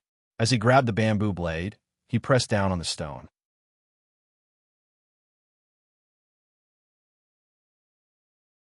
Chapter 272. When Zhou pressed down on the rock, he couldn't help but spit out a mouthful of blood. Blood seeped out of his 7 orifices. He had used the sigh of the king for too long. His organs had been torn apart, causing him to bleed profusely. If it were any ordinary person, they would have long been dead, but Zhou still held on. He looked at the rubble that the stone chi had transformed into. If the stone chi wasn't dead, the 3 of them would die here today. Zhou no longer had the strength to continue fighting. Lu Yunxian and Lu Qingji also stared intently at the pile of rubble. The entire world seemed to quiet down at that moment. The three of them could almost hear their hearts beating violently. After waiting for a while, there was no movement from the rubble. Lu Chengji wasn't sure, but he said with a sense of longing, It's not moving. It seems to be really dead." Zhou exhaled and felt the pain all over his body surge up. It made him feel like his skin was being pulled out, but he still pressed down on the rock with one hand. When he pressed down on the rock, Zhou could still feel it struggle a few times, but it quickly quietened down as though it was a lifeless object. "Commander Lu, your raincoat." Just as Zhou heaved a sigh of relief, he heard Lu Chengji exclaim again. Zhou looked at Lu Chengji and saw him pointing at Lu Yunxian with a look of horror. His finger was still trembling. Zhou traced his finger and saw that Lu Yunxian was wearing a custom-made raincoat. At some point in time, a gash had appeared on his waist. Although the gash wasn't big, blood was already dripping down from it. The battle had been too chaotic, so Lu Yunxian didn't know when his raincoat had been sliced. His face immediately turned pale as his pupils gradually turned red. "Young Master One, I can't accompany you any longer. I'll let Adjutant down. I failed to complete the mission he gave me and brought you into the ancient battlefield. However, I implore you to bring the stone artifact to the ruins and hand it to Adjutant. If it's you, young Master One, you will definitely be able to do it." As Lu Yunxian spoke, his pupils turned redder and his breathing became heavier. "Young Master One, I'll be leaving first. I hope that I can still be a member of the Sunset Army in my next life." Lu Yunxian's consciousness became more and more chaotic. He felt the urge to kill drown his intelligence. He knew that he didn't have much time left. He didn't wish to become a rabid, dog-like monster, so he raised his flaming fist and smashed it at his head. "Stop!" Zhou endured the pain and ordered Dr. Darkness, who was in companion form, to leave his body and charge at Lu Yunxian. At the same time, he activated Scalpel. Lu Yunxian didn't listen to Zhou. He didn't want to die like a rabid dog. However, before his fist could land on his head, Dr. Soul's scalpel was stabbed into his neck. Immediately, his body stiffened and he was unable to continue moving. At the same time, Dr. Darkness came in front of Lu Yunxian. A syringe appeared in his hand, and he stabbed it into his blood vessel, injecting the poison into his body. Lu Yunxian felt as though his body was being pierced by thousands of needles. He couldn't help but howl, but the redness in his eyes gradually receded as he slowly returned to normal. Zhou struggled to stand up. He held the stone artifact in one hand and picked up the umbrella that had been thrown into the rain with the other. He shook off the blood on it and opened the umbrella again. He walked in front of Lu Yunxian and held the umbrella over his head. "Do you still have armor-type companion beasts? Can you first block the damage from the rain?" Zhou unsummoned Dr. Darkness and asked Lu Yunxian. Lu Yunxian's consciousness had almost recovered. He could sense that the virus that had invaded his body was being expelled by the power of pain. "The armor is gone, but there's still a companion beast that should be able to salvage the situation," Lu Yunxian said as he looked at Zhou, one with a complicated expression. In the beginning, when Sheng asked him to protect Zhou, he never expected such a day to come. He never expected so many things to happen between him and Zhou. It made him feel like he was in a dream. "Then hurry up and fix it. My body is very weak now. I'm afraid I can't fight anymore. If I encounter another dimensional creature now, I'll have to rely on you," Zhou said. Lu Yunxian gritted his teeth and nodded at Zhou. Then, he summoned a companion beast. It was a snake that transformed into a strange leather belt. After wrapping it around his waist, it happened to block the hole in the raincoat. Zhou's body swayed as he sat on the muddy ground that was covered in blood. His body was severely damaged. Even after switching to the small perfection of Wisdom Sutra, it was still difficult for him to fully recover in a short period of time. The small perfection of Wisdom Sutra's recovery ability is still lacking. If I had Li Xian's immortal body of the god of combat, my injuries should be able to recover very quickly. Zhou sighed inwardly. "Young Master One, are you all right?" Lu Qingji hurriedly came forward to help Zhou up. "Let him rest for a while." Just as Lu Yunxian said that, his pupils suddenly constricted as his eyes widened. Lu Qingji had actually struck out at Zhou Wen's head. Furthermore, his palm shimmered with a purple glow like a ghost. The might of his aura was in no way inferior to Lu Yunxian's. In fact, it was even more demonic and powerful. Lu Yunxian couldn't figure out how Lu Qingji, who had yet to recover from his serious injuries, could produce such terrifying strength. Ignoring the seriously injured Lu Qingji, even if he was at his peak, he wouldn't have such strength. Furthermore, Lu Yunxian knew that Lu Qingji likely cultivated in a wind elemental primordial energy art, but his palm was clearly not of the wind element. Time didn't allow Lu Yunxian to think further. Lu Qingji was just too close to Zhou Wen. His palm left Zhou Wen with no room to dodge.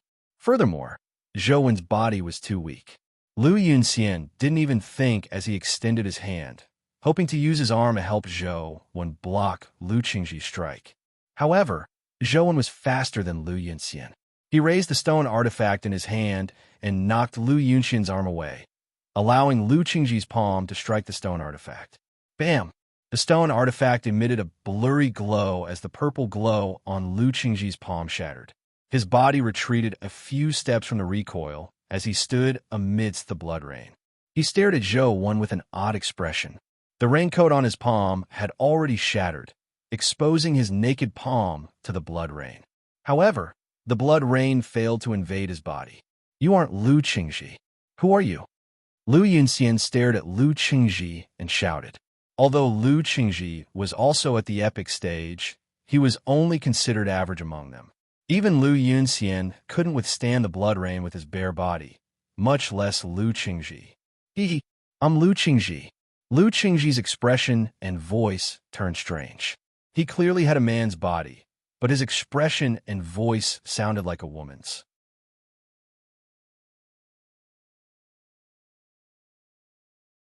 Chapter 273. Sitting in the rain of blood, Zhou Wen suddenly stared at Lu Qingji and said, "You are a Mei. Of the three types of ghosts, Qi, Mei, and Wang Liang." Zhou Wen had already seen Wang Liang and Qi, but he had never seen a Mei. And now, Lu Qingji in front of him didn't look like a normal human. You sure are smart. You actually saw through my identity. What a pity. I had such a good opportunity just now, but I didn't take your life." As Lu Qingji spoke, his body trembled strangely as strange purple smoke floated out of his 7 orifices.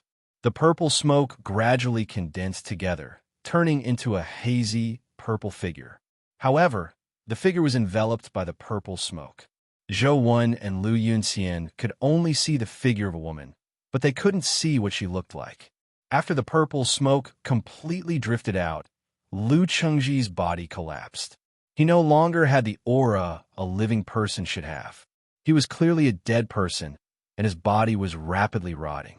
"I didn't see through your identity previously. I just found it strange that you were the only one who could escape. From my point of view, you don't have the ability to escape. Furthermore, I'm a rather cold person. It's difficult for me to trust anyone, so I'm wary of everyone," Zhou Wen said. "I see. You can call out my name. I thought you had long seen through my identity," Purple Shadow said with a coquettish smile. "Why did you occupy Lu Qingji's body and trick us into coming here?" Zhou Wen only wanted to stall for time, so that his body could recover a little. The Mei in front of him might be more difficult to deal with than the stone Qi. The stone Qi was powerful, but its intelligence wasn't high. The purple shadow in front of him was full of tricks.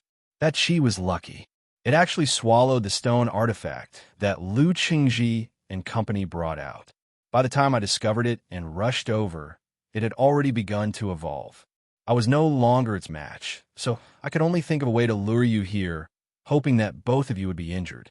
However, I never expected you humans to only have so little strength left. I was originally somewhat disappointed, thinking that there would definitely be no chance this time.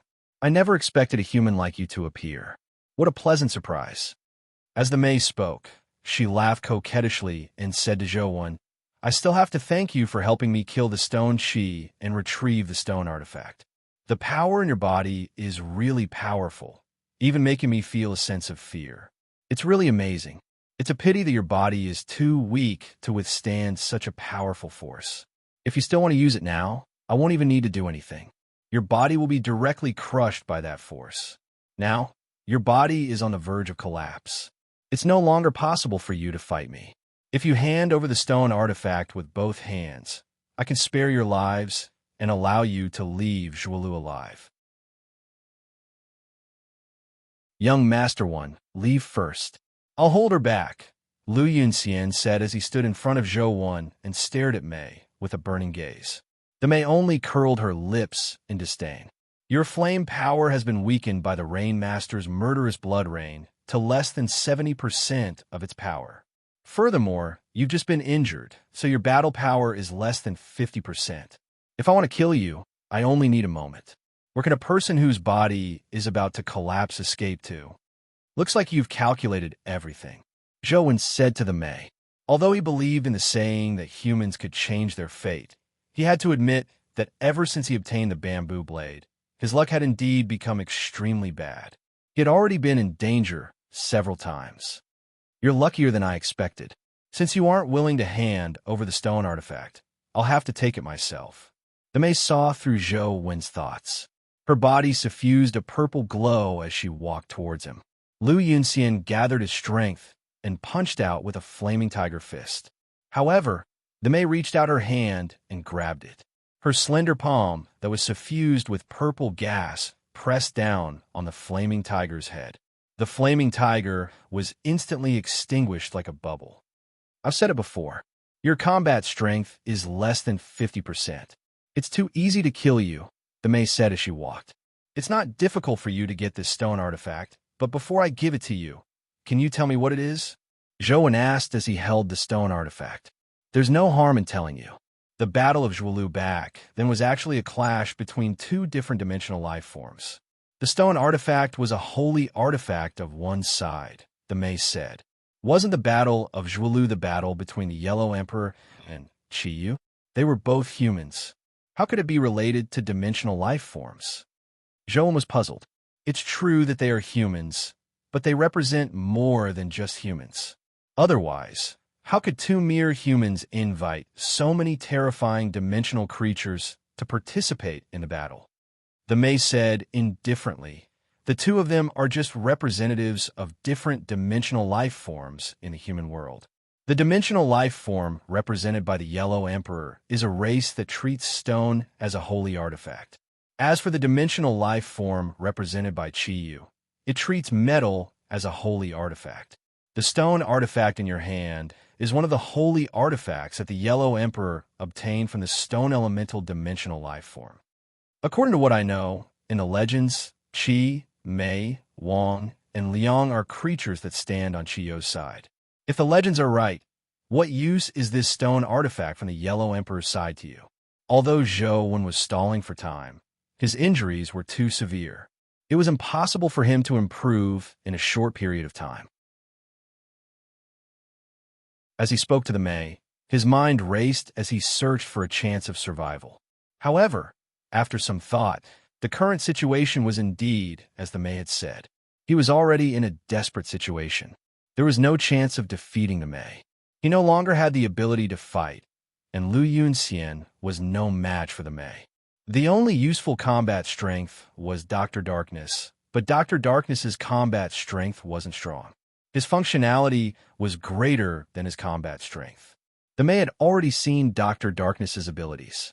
If she wasn't confident in dealing with Dr. Darkness, she wouldn't have taken action.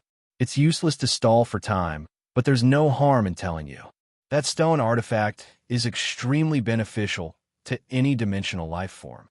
As the Mei spoke, she walked over and grabbed Zhou Wen's head with a hand that glowed purple. Lu Yunxian immediately took action. Zhou Wen also summoned Dr. Darkness, hoping to use the scalpel's powers to lock the Mei's body in place. However, when Dr. Soul's scalpel stabbed into the Mei's body, it directly passed through. It didn't have any effect on her. Instead, Lu Yunxian was sent flying by the Mei's purple light and fell into a pool of blood. The situation didn't look good. Teacher, I can only rely on you to save me now. Zhou Wen was already at the end of his rope. Apart from using the Sai of the King to risk his life again, he couldn't think of any other solution. He couldn't help but think of the tiny box Wang Mingyuan had given him before he left. Zhou remembered that there was a note written by Wang Mingyuan inside. He didn't know what brilliant plan was written on it, but with a desperate attitude, Zhou hurriedly found the box from the chaos space. He opened it and took out the note. Then, Zhou saw 4 words written on the note. Kneel and beg for mercy. Zhou nearly spewed out a mouthful of blood when he saw the words written on it.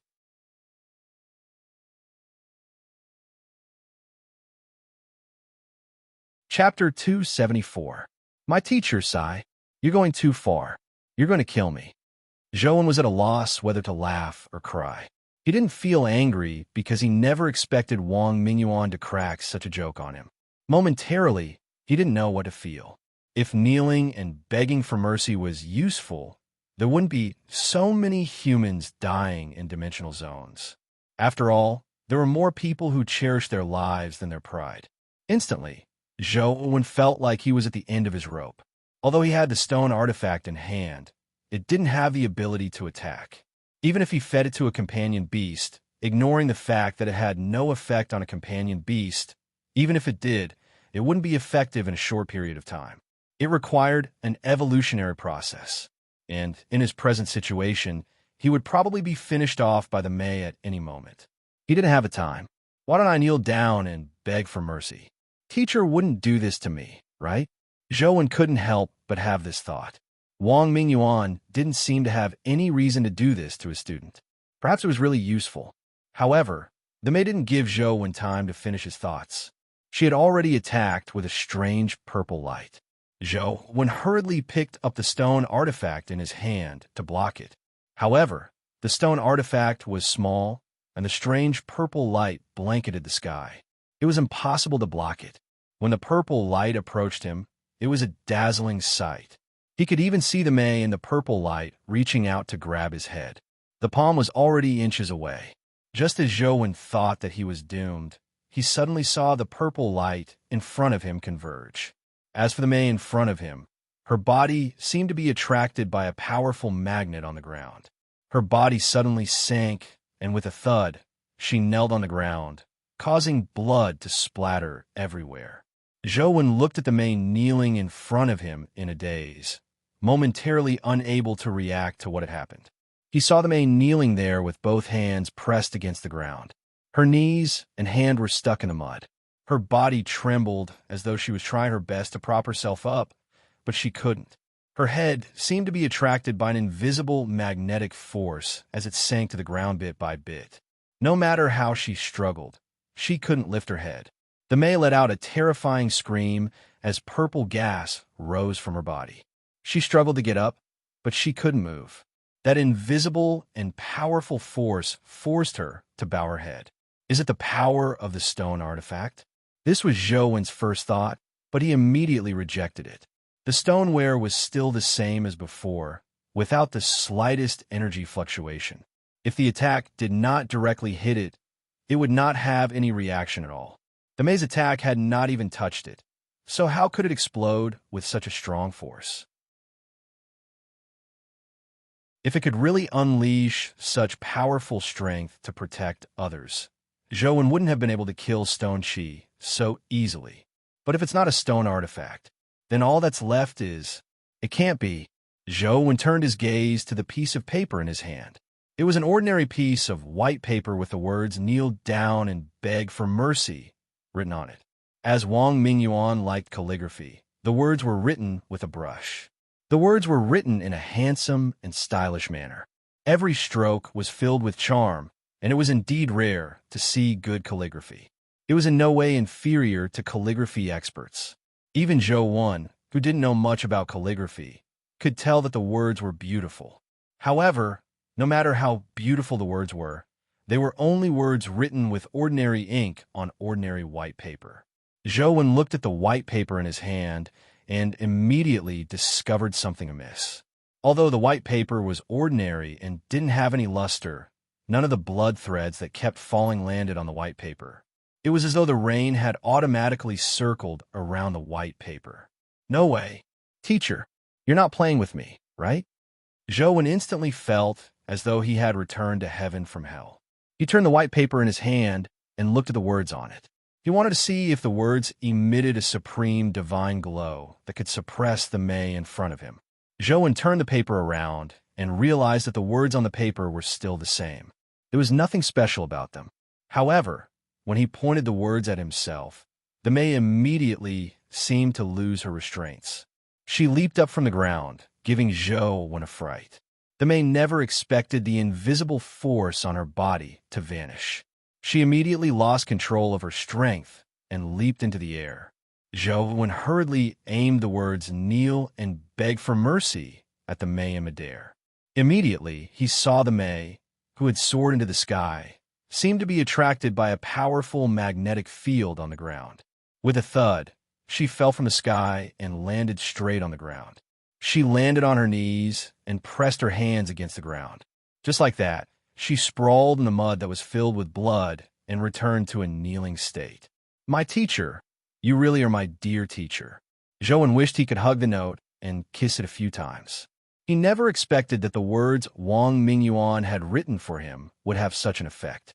Without any hesitation, Zhou shouted at Lu Yunxian, "Commander Lu, what are you waiting for? Hurry up and kill her." Lu Yunxian was also stunned by the scene that had just happened. He widened his eyes as he looked at the May kneeling in the blood. With Zhou shout, he immediately snapped to his senses. He gathered all his strength as the flaming general life soul completely erupted. With a flaming tiger fist, he threw it at the kneeling May, who was powerless to resist. The May was unable to resist. Just as she was about to be killed by the flaming tiger fist, a look of panic flashed in her eyes. She slammed her head into the blood and shouted, "Lord, spare me." In the next second, the invisible force field that was suppressing the May seemed to vanish. The May's figure suddenly soared into the sky and dodged Lu Yunxian's flaming tiger fist. Holy sh*t. Zhou couldn't help but curse when he saw this scene. He wondered if his teacher was reliable. It was fine to suppress her, but what was the point of her begging for mercy? Once the May escaped, wouldn't he be in a perilous situation again? Zhou felt like he was about to go crazy from Wang Mingyuan's antics. "Hee, you dare accept my bow? You're dead today." The May laughed strangely in the air, but her voice was filled with bone-piercing hatred. After dominating the dimension for so many years, she had bowed and knelt before, but they were all supreme rulers. How could she kneel to a weak human like Zhou? From her point of view, it was the greatest humiliation of her life. With a terrifying purple glow, the May streaked across the void like a demonic purple beam in the night sky, slashing straight at Zhou. However, when the purple beam arrived in front of Zhou, there was another smacking sound. The May's figure appeared from the purple beam and knelt in the blood again. Zhou no longer knew how to describe his feelings.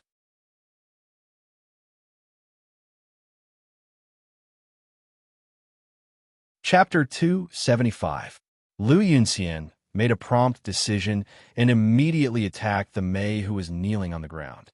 The May's eyes were filled with indignation and humiliation, but she had no choice but to kowtow to the ground again. At the same time, she shouted, "Lord, spare me." After saying that, the May's body immediately lost its restraints. She flew back once again, transforming into a purple fog as she dodged Lu Yunxian's flaming tiger fist. This time, the May didn't charge over again. Her face was filled with anger, resentment, indignation, and other emotions. She glared fiercely at Zhou before quickly fleeing into the blood rain. In the blink of an eye, she vanished. "Just you wait. I'll be back." The May's voice floated over from the blood water as it gradually became inaudible. Zhou sat in the blood water as he panted heavily. What had happened just now was just too exciting. It made his heart race, and he felt his blood pressure plummet. His blood vessels felt like they were about to explode. "Young Masterwan, what kind of treasure is this? Why is it so strange?" Lu Yunxian looked at the piece of paper and the words in Zhou's hand with an odd expression. "How would I know?" Zhou folded the piece of paper and placed it back into the box. He didn't tell Lu Yunxian that the piece of paper was given to him by Wang Mingyuan. This was because, according to what he knew, although Wang Mingyuan's theoretical knowledge could be considered a grandmaster, his cultivation level was only at the ordinary epic stage. Now, he had written 4 words that could suppress a terrifying epic creature like the Mei. It made the Mei have no choice but to kowtow and beg for mercy. This wasn't an ordinary epic creature. It was simply terrifying. Zhou Wen felt that it was best not to let others know of this matter. Furthermore, he really didn't know why Wang Mingyuan's words had such magical power. As for why Wang Mingyuan had suppressed it without killing it, and even left it with a chance of survival, Zhou Wen could only guess that Wang Mingyuan didn't want him to abuse the power of the words. Therefore, he had left the words beg for mercy to give the suppressed creature a chance to live. Zhou Wen didn't know how powerful the 4 words were, but when facing ordinary epic creatures, it was likely a life-saving talisman. This was extremely important to Zhou Wen. "Commander Liu, let's go." Zhou Wen endured the pain and stood up from the muddy ground. "Can you still do it?" Liu Yunxian hurriedly came forward to support him. "I have to do it even if I can't. The former principal is still waiting for this stone artifact to save his life. I have to send it over." Zhou Wen got Dr. Darkness to carry him. "Former principal?" Liu Yunxian was slightly taken aback, momentarily unsure who Zhou Wen was referring to. "It's the missing old Mr. Ouyang. Madame Lan should be trapped with him." Zhou Wen couldn't forget about rescuing the former principal. The others were secondary, so he had blurted it out without paying attention. Liu Yunxian didn't think too much about it. He nodded and said, "Madame Lan and old Mr. Ouyang might be trapped in the passageway. Let's rush over now." Zhou Wen's combat strength was very weak, but he wasn't too worried. This was because at present, there were only 3-dimensional creatures on this battlefield. Dr. Darkness could restrain the Wangliang, and he had a purple air bell that could also restrain the Qi with a note on him. He wasn't afraid of the Mei causing trouble. At the very least, they wouldn't be in too much danger before reaching the ruins. What Zhou Wen was most worried about was that he couldn't find Ensheng and company in the ruins. If Ensheng and company had already entered the ruins, it would be useless for him to have the stone artifact. He would probably have to enter by himself. "Wait a minute." Zhou Wen called out to Liu Yunxian and got Dr. Darkness to carry him to the dead stone Qi. The battle had been too intense, so Zhou Wen hadn't seen if the stone Qi had dropped anything. Liu Yunxian had also forgotten about this matter. Seeing that Zhou Wen couldn't move, he hurriedly walked over and helped move the rocks away to see if there were any crystals inside. Suddenly, Liu Yunxian's eyes lit up. Under a rock was a gray stone egg. It was about the size of a fist and looked like a gray frosted pebble. Companion egg? Zhou Wen and Liu Yunxian were delighted. The stone Qi was so powerful. As long as one's luck wasn't too bad, the companion egg that dropped wouldn't be weak. "Young Master One, keep the companion egg well. This companion egg is no trifling matter. In the future, when you advance to the epic stage, you can hatch it. It will definitely be of great help." Liu Yunxian had seen how powerful the stone Qi was, so he knew that the companion beast was no trifling matter. Zhou Wen nodded and took the companion egg. Then, he got Dr. Darkness to carry him. The sky was dark, and amidst the bloody rain, Liu Yunxian and Dr. Darkness walked one after another. Liu Yunxian led the way, while Dr. Darkness carried Zhou Wen with one hand and held an umbrella in the other, shielding Zhou Wen from the wind and rain. Zhou Wen held his phone and shone it at the stone Qi egg. Indeed, information appeared on it. Mutated stone Qi, epic life providence, stone beast ghost life soul, stone dragon sun strength, 40 speed, 34 constitution, 40 primordial energy, 40 talent skill, stone eye, earth spear array companion form, stone armor. It was a very powerful companion beast. Its 3 stats had reached the limit of 40 points at the epic stage. It also had 2 offensive skills. Together with its life providence and life soul, it was considered a top-notch companion beast at the epic stage unless it encountered its nemesis. Unfortunately, Zhou Wen's present primordial energy wasn't enough to hatch such a top-notch epic companion beast. All he could do was store it in the chaos space. Zhou lay on Dr. Darkness's back and took out his phone to continue gaming. With Dr. Darkness shielding him from the wind and rain, he didn't find it tiring. With his attention on the game, Zhou felt less pain in his body. What Zhou wanted to do now was to find the source of the beheading power in the ruins and think of a way to resolve this problem. If Shang and company had already entered the ruins, he would have no choice but to enter with the stone artifact. If he couldn't find the source of the beheading power, he wouldn't be able to enter. Even if he charged in without any regard for his life, he would only be sending himself to his death. It was meaningless. After walking for a while, Lu Yunxian didn't hear Zhou speak. He turned his head to look at Zhou and realized that he was lying on Dr. Darkness's back, frantically fiddling with his phone. He couldn't help but marvel inwardly. Young Master One is indeed young Master One. In such a place, he can actually game with such a relaxed attitude. I wouldn't be able to do it no matter what. It's no wonder he has such achievements at such a young age. The human psyche was a very strange thing. Once a person was determined to be bad, then no matter what that person did, it would be bad. However, once a person was determined to be outstanding, they would feel that whatever that person did was good, and they would come up with thousands of explanations for it. Lu Yunxian was in such a state. No matter what Zhou did, he felt that it was lofty and profound. I hope Shang hasn't entered the ruins yet. Zhou was somewhat worried.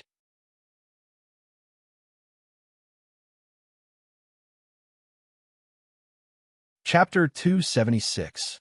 Ghost Bride didn't dare enter the underground tunnel, so Zhou let her circle the ruins. The ruins spanned more than 5 kilometers and were basically filled with broken stone walls and stone pillars. There were no dimensional creatures to be seen, and even the blood rain had become much smaller. Ghost Bride had already searched the ruins several times, but she still couldn't find the problem. She sent her companion beasts in, but apart from Ghost Bride, all of them had their heads chopped off. It's impossible that there aren't any clues. Since Ouyang Lan and Shang can enter, it means that they must have discovered the source of the beheading power. Zhou repeated it again and again, letting his companion beasts walk in one by one. Then he saw how they had their heads chopped off, hoping to find clues. It was true that he couldn't tell anything with his eyes, but after repeatedly listening with Truth Listener, Zhou finally discovered the problem. Every time Zhou's companion beast's head was chopped off, he would hear an extremely faint sound. The sound wasn't the sound of bones and flesh being chopped off. Instead, it was an extremely secretive sound that sounded like a breeze blowing. But if it was the wind, then it was a bit strange because the inside of the ruins was very strange. Even the blood rain outside suddenly stopped floating when it entered the ruins. The blood rain slowly fell vertically like snowflakes, and there was no trace of the wind at all. However, when the pets were beheaded, Zhou did hear the sound of the wind. He made the gold-armored beast walk into the ruins again. Zhou closed his eyes and used Truth Listener's ability to listen carefully. As the gold-armored beast walked, its head was suddenly chopped off by something, but there was nothing there. Wind? It's indeed wind. Zhou suddenly opened his eyes as the blood-colored avatar looked at the gold-armored beast's corpse in the ruins. At the instant the gold-armored beast's head was chopped off, Truth Listener's ability had indeed captured traces of the wind. However, the wind appeared out of thin air and didn't come from the outside world. It was as though it had suddenly appeared on the gold-armored beast's neck and chopped off its head. It's impossible for the wind to appear for no reason, but there's no wind from the outside world blowing at the gold-armored beast. Then, where did the wind come from? Zhou frowned and thought. Commander Lu, do you know how the wind is formed? Zhou suddenly looked up and asked Lu Yunxian, who was scouting ahead. Lu Yunxian thought for a moment and said, according to previous scientific explanations, the wind is a natural phenomenon produced by the flow of air. Under normal circumstances, the kinetic energy that causes the wind is the heat of the sun. The surface's temperature rises due to the sun's illumination, causing the surface's air to expand and rise. After explaining the formation of the wind, Lu Yunxian said, I didn't do well in school. This is all I remember. Young Master One, am I right? My results are worse than yours. Zhou fell into deep thought after hearing Lu Yunxian's words. Zhou didn't sense any abnormalities in the temperature in the ruins. Furthermore, the blood rain fell vertically without any signs of airflow. He couldn't figure out why the wind had appeared out of thin air. Battalion Commander Lu continued, "But in this era, there are many things that can't be explained by science. Speaking of wind, I thought of something. When Madame Lan saw the blood rain, she said that the blood rain might be the blood rain of Qi Yu's subordinate, the Rainmaster. Also, there's a god who is as famous as the Rainmaster and also works under Qi Yu. This god is proficient in the power of the wind. I heard from Madame Lan that he has a type of wind power called the realm wind." "What's realm wind?" Zhou heart stirred as he hurriedly asked. Commander Lu's words reminded him that the Count of the Wind and the Rainmaster were equally famous. The entire ancient battlefield was covered in blood rain, but he didn't feel the power of the wind. The wind that appeared out of nowhere in the ruins was very likely related to the Wind Count. "Actually, I'm not too sure either. I only heard a few words from Madame Lan." After a pause, Commander Lu continued, "Wind is the result of the flow of air, but this is only for a world. If two different worlds are opened up, the air in the two worlds will also flow. And the Count of the Wind has this ability. It's called the realm wind. As for how the Count of the Wind did it, or if the Count of the Wind and the realm wind really exist, that's not something I know." Zhou thought for a moment, feeling that Commander Lu's words had inspired him greatly. It was impossible for wind to appear out of thin air, but in the ruins, there was wind that appeared out of thin air. If it was said to be the wind produced by the intersection of different worlds, it seemed to make sense. Could it be that the decapitation in the ruins was done in secret by the Count of the Wind? Zhou thought about it and felt that something wasn't right. A mythical figure like the Count of the Wind didn't need to use such tricks. A casual breath from him could probably kill countless epic experts. If it's not the Count of the Wind, it should be a dimensional creature with powers similar to the realm wind. It must be hiding in the ruins. As long as I find it and kill it, I can safely enter the ruins. But how can I find it? Zhou felt a headache coming on. Ghost Bride had already searched the ruins several times, but she didn't find anything. It was very likely that the wind elemental creature had been lying in the dark, making it difficult to find him. If only Banana Fairy was here. She's also wind elemental, so she should be able to have a certain effect. Zhou glanced at the chaos space and saw that the tornado was still blowing. As for the goddess of wind's protection, after Banana Fairy ate the gem, the necklace was useless. It even no longer had the ability to be immune to the wind element. As Zhou studied it, he encountered two more Wang Liang along the way. They were finished off by Dr. Darkness, so he didn't encounter any more trouble. The Mei was nowhere to be seen, as though she had really escaped. When the two of them arrived in front of the ruins, they saw a few tents in front of it. There were also people in special raincoats patrolling. "Zhou, why are you here?" The patrolling person was first taken aback when he saw Zhou and Lu Yunxian before coming over to greet them. "Zhao Xian, where's Sheng?" Zhou recognized that the patrolling person was Zhao Xian and couldn't help but be delighted. Since Zhao Xian was still here, perhaps Sheng and company hadn't entered the ruins. Adjutant and has led people into the ruins. "It's been almost a day. Young Master One, it's best you return quickly." "It's too dangerous here," Zhao Xian said. Zhou frowned and continued asking, "Isn't there a terrifying power of decapitation in the ruins?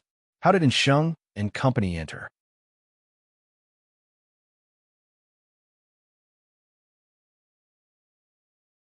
Chapter 277.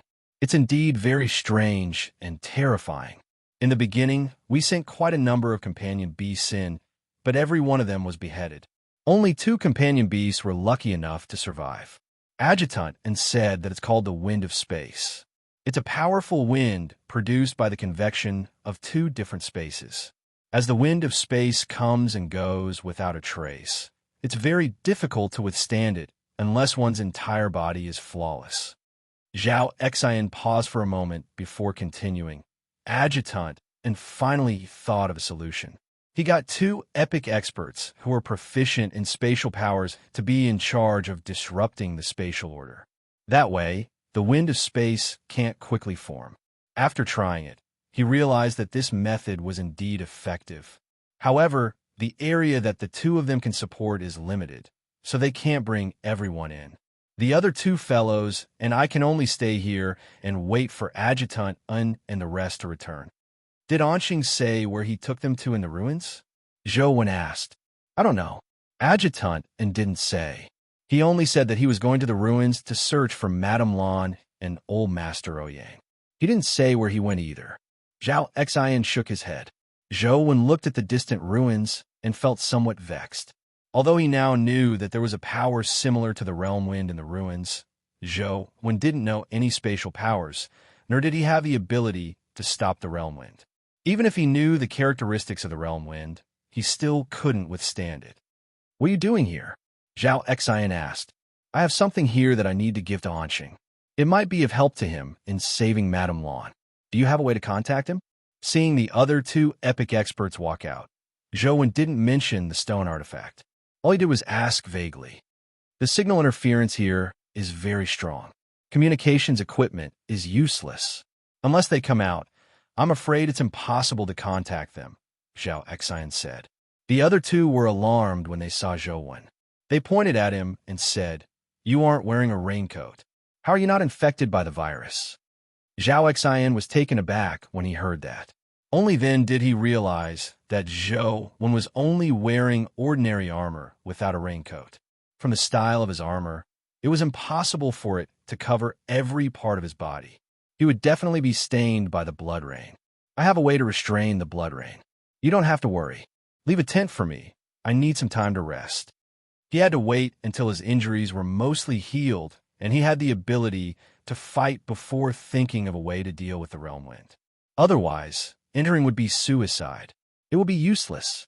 Zhao Xian pointed to one of the tents and said, That's Adjutant N's tent. You can stay with him. Zhou Wen didn't stand on ceremony as he entered. The inside of the tent was clean and tidy. There was even a small battery-powered lamp on. There were some books on the side and a small incense burner. And Sheng sure doesn't find it troublesome. He actually brought so many things to such a place. Zhou Wen found a spot to sit down. As he circulated the small perfection of Wisdom Sutra to repair his injured body, he continued gaming. Zhao Xian and company led Lu Yunxian into another tent and said with a smile, Battalion Commander Lu, it must have been tough on you to send Zhou Wen to such a dangerous place, right? Lu Yunxian glanced at Zhao Xian and company and said coldly, This is my duty. Besides, without young Master One, I wouldn't have come this far. What do you mean? The three of them were taken aback as Zhao Xian asked Lu Yunxian. However, Lu Yunxian didn't answer. All he said was, Prepare yourselves.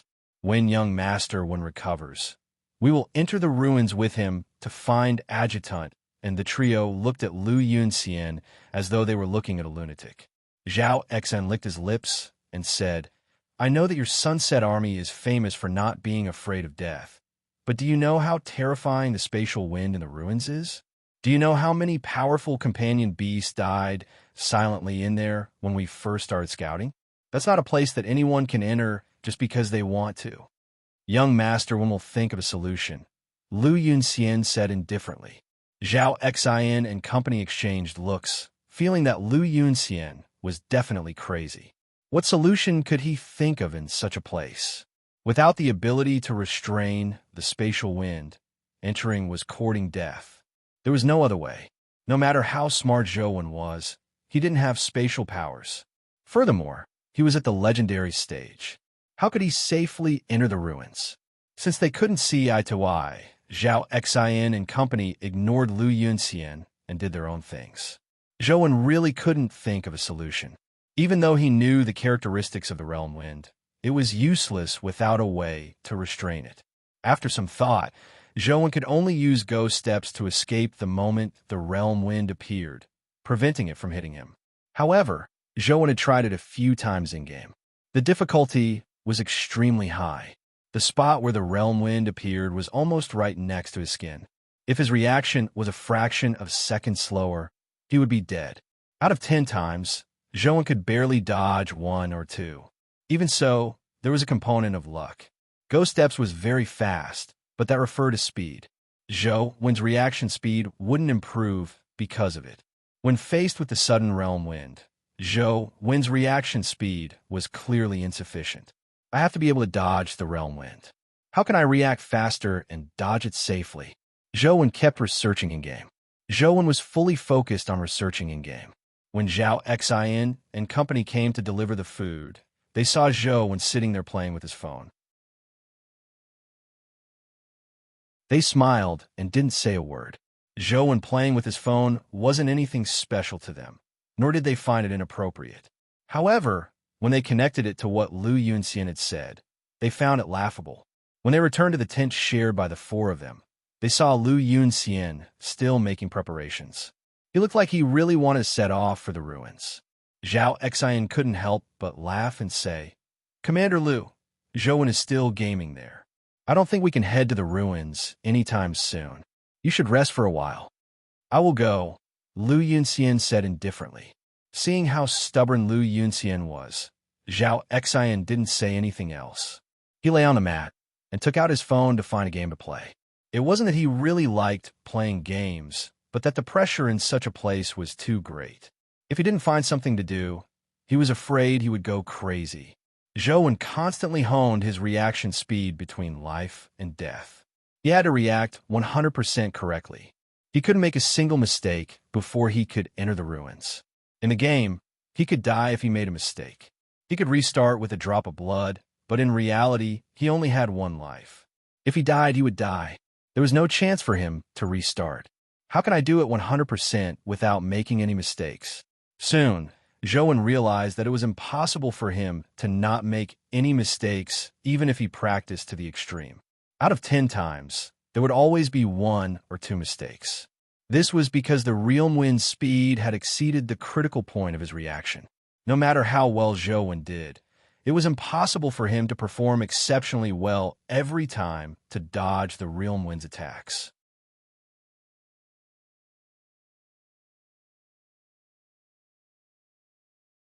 Chapter 278. If my reaction can't be perfect, I can only think of a way to predict when the realm wind will appear. Zhou knew that unless he advanced to the epic stage, it was impossible for him to dodge all the realm wind attacks. When Truth Listener can hear the sound of the realm wind, it'll be too late for me to react. However, what should I do to discover where the realm wind will appear faster than Truth Listener? Zhou thought to himself. Using his eyes definitely wouldn't work. His eyes couldn't see the existence of the realm wind at all. It would be even more ridiculous to use his body to sense it. When he felt the realm wind approach him, he would be decapitated. What should I do? What should I do to predict when the realm wind will appear? Zhou tried again and again, but the outcome wasn't ideal. He decided to remove Truth Listener's companion form and let it play in the tent. He was used to the convenience Truth Listener brought him. After suddenly losing it, Zhou felt like he had become blind. Although his eyes could still see and his ears could still hear, he found it very awkward, as though something was missing. Indeed, I can't rely too much on companion beasts. Otherwise, it will greatly affect my abilities. Zhou took a deep breath and calmed himself down before controlling the blood-colored avatar to walk into the ruins again. Truth Listener jumped onto Zhou's shoulder and looked around. When its gaze landed on Zhou's pocket, its eyes suddenly lit up. With a leap, it jumped into the pocket like a diver. Inside the pocket was the stone artifact that Zhou had snatched back. Truth Listener landed on the stone artifact and used its claws to touch it a few times before sticking out its tongue to lick it. As though it wasn't satisfied, it opened its mouth wide and swallowed the stone artifact. Its body was small and wasn't even as big as the stone artifact, but it managed to swallow the entire stone artifact. Its tiny stomach only bulged slightly. It was unknown how it did it. Zhou was now completely immersed in the game. Furthermore, he had just lost Truth Listener's ability. With Dr. Darkness and Truth Listener guarding the tent, he would know immediately if anything happened, so he didn't think too much about it. However, Zhou never expected Truth Listener to steal what it was guarding. It swallowed the stone artifact that Zhou had painstakingly snatched back. Then, with a kick, it fell straight into Zhou's pocket. The golden fur on its body gradually turned into the color of a grayish-white stone. Its entire body was rapidly petrifying. In just a few breaths, it had turned into a miniature monkey stone statue. However, the changes in Truth Listener's body didn't end there. From its body, it secreted a substance similar to stone liquid. The stone liquid gradually enveloped its body, and soon, Truth Listener turned into an egg-shaped stone. Zhou had no idea of the shocking changes that had happened in his pocket. Otherwise, he would definitely have stopped Truth Listener. After all, the stone artifact was the key to saving Ouyang Lan and the former principal. He couldn't just lose it. Zhou constantly fought as he felt the impact of the realm wind on his life. Without Truth Listener's ability to support him, the blood-colored avatar's death rate soared once again. Sometimes, he wouldn't even survive 1 out of 10 times. However, under the stimulation of death, Zhou, who didn't have Truth Listener support, vaguely seemed to grasp something, but he couldn't be sure. As the drops of blood vanished, Zhou's senses became sharper and sharper. Unlike Truth Listener's pure hearing, his eyes, nose, ears, and even his skin became sharper and sharper under the stimulation of death. His overall perception improved greatly. Finally, Zhou controlled the blood-colored avatar to take a step forward. And at the spot where he had been standing, a stone pillar was sliced apart by an invisible realm wind that appeared out of thin air, collapsing to the ground. I succeeded. Zhou was delighted. He seemed to have grasped something, but he still needed to succeed time and time again to prove that his feeling was correct. Time after time, Zhou constantly dodged. The chances of the realm wind injuring him were decreasing. Zhou was finally certain that he had grasped the key to avoiding the realm wind. I've finally done it. Zhou was delighted. He wanted to summon Truth Listener back and try to see if he could better predict the appearance of the realm wind with Truth Listener's augmentation. However, after summoning twice, he didn't feel Truth Listener return to his ear. He couldn't help but look around. All he saw was Dr. Darkness standing silently in a dark corner, but Truth Listener was nowhere to be seen. He couldn't sense where it was either. Just as he was feeling puzzled, Zhou's expression suddenly changed. He hurriedly touched his pocket, and his expression turned even uglier. The stone artifact was triangular, and the stone his fingers touched was clearly in the shape of an egg. He hurriedly took out the stone in his pocket. Indeed, it was a stone egg the size of a fist. However, it had Truth Listener's aura on it. I was careless. Why didn't I guard against that thief, Truth Listener? Zhou regretted it. The current situation was very obvious. Truth Listener had definitely swallowed the stone artifact, resulting in such a change. Perhaps it was evolving. If it was just an ordinary treasure, Zhou wouldn't be reluctant to swallow it no matter how precious it was. After all, Truth Listener was his main combat pet. However, this thing might have been used to save the former principal and Ouyang Lan's lives. Now that it had been swallowed by Truth Listener, Zhou was momentarily at a loss as to what to do. Smash the stone egg and see if the stone artifact is still inside? He naturally couldn't do such a thing. I can only bring the stone egg in to give it a try. The stone egg should have the power of the stone artifact. Perhaps it can replace the stone artifact's effects. Zhou really had no choice but to try his best. This time, Zhou didn't dare be careless. He directly placed the stone egg into the chaos space, but when he saw the scene inside, he couldn't help but be delighted. He saw that the tornado that had been spinning had weakened. It had become thinner and thinner, floating in midair like a wind egg. Bam! The wind egg dispersed and a cyan light appeared from inside. Dressed in cyan clothes, Banana Fairy, who looked like a little fairy, flew out on a banana leaf. She moved in the air like a fairy in the wind. She had grown quite a bit. Every move she made seemed to have an invisible wind attached to her, causing her dress to flutter in the air. It looked like she had a hairdryer effect. Banana Fairy has completed her evolution? Zhou was pleasantly surprised. This was the best news he had received during this period of time.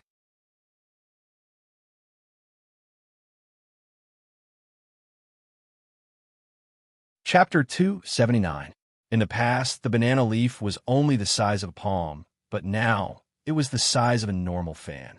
As for Banana Fairy, she had grown to the size of a slightly larger doll. Sitting on Banana Fairy, she fluttered with the wind like a little princess in the wind.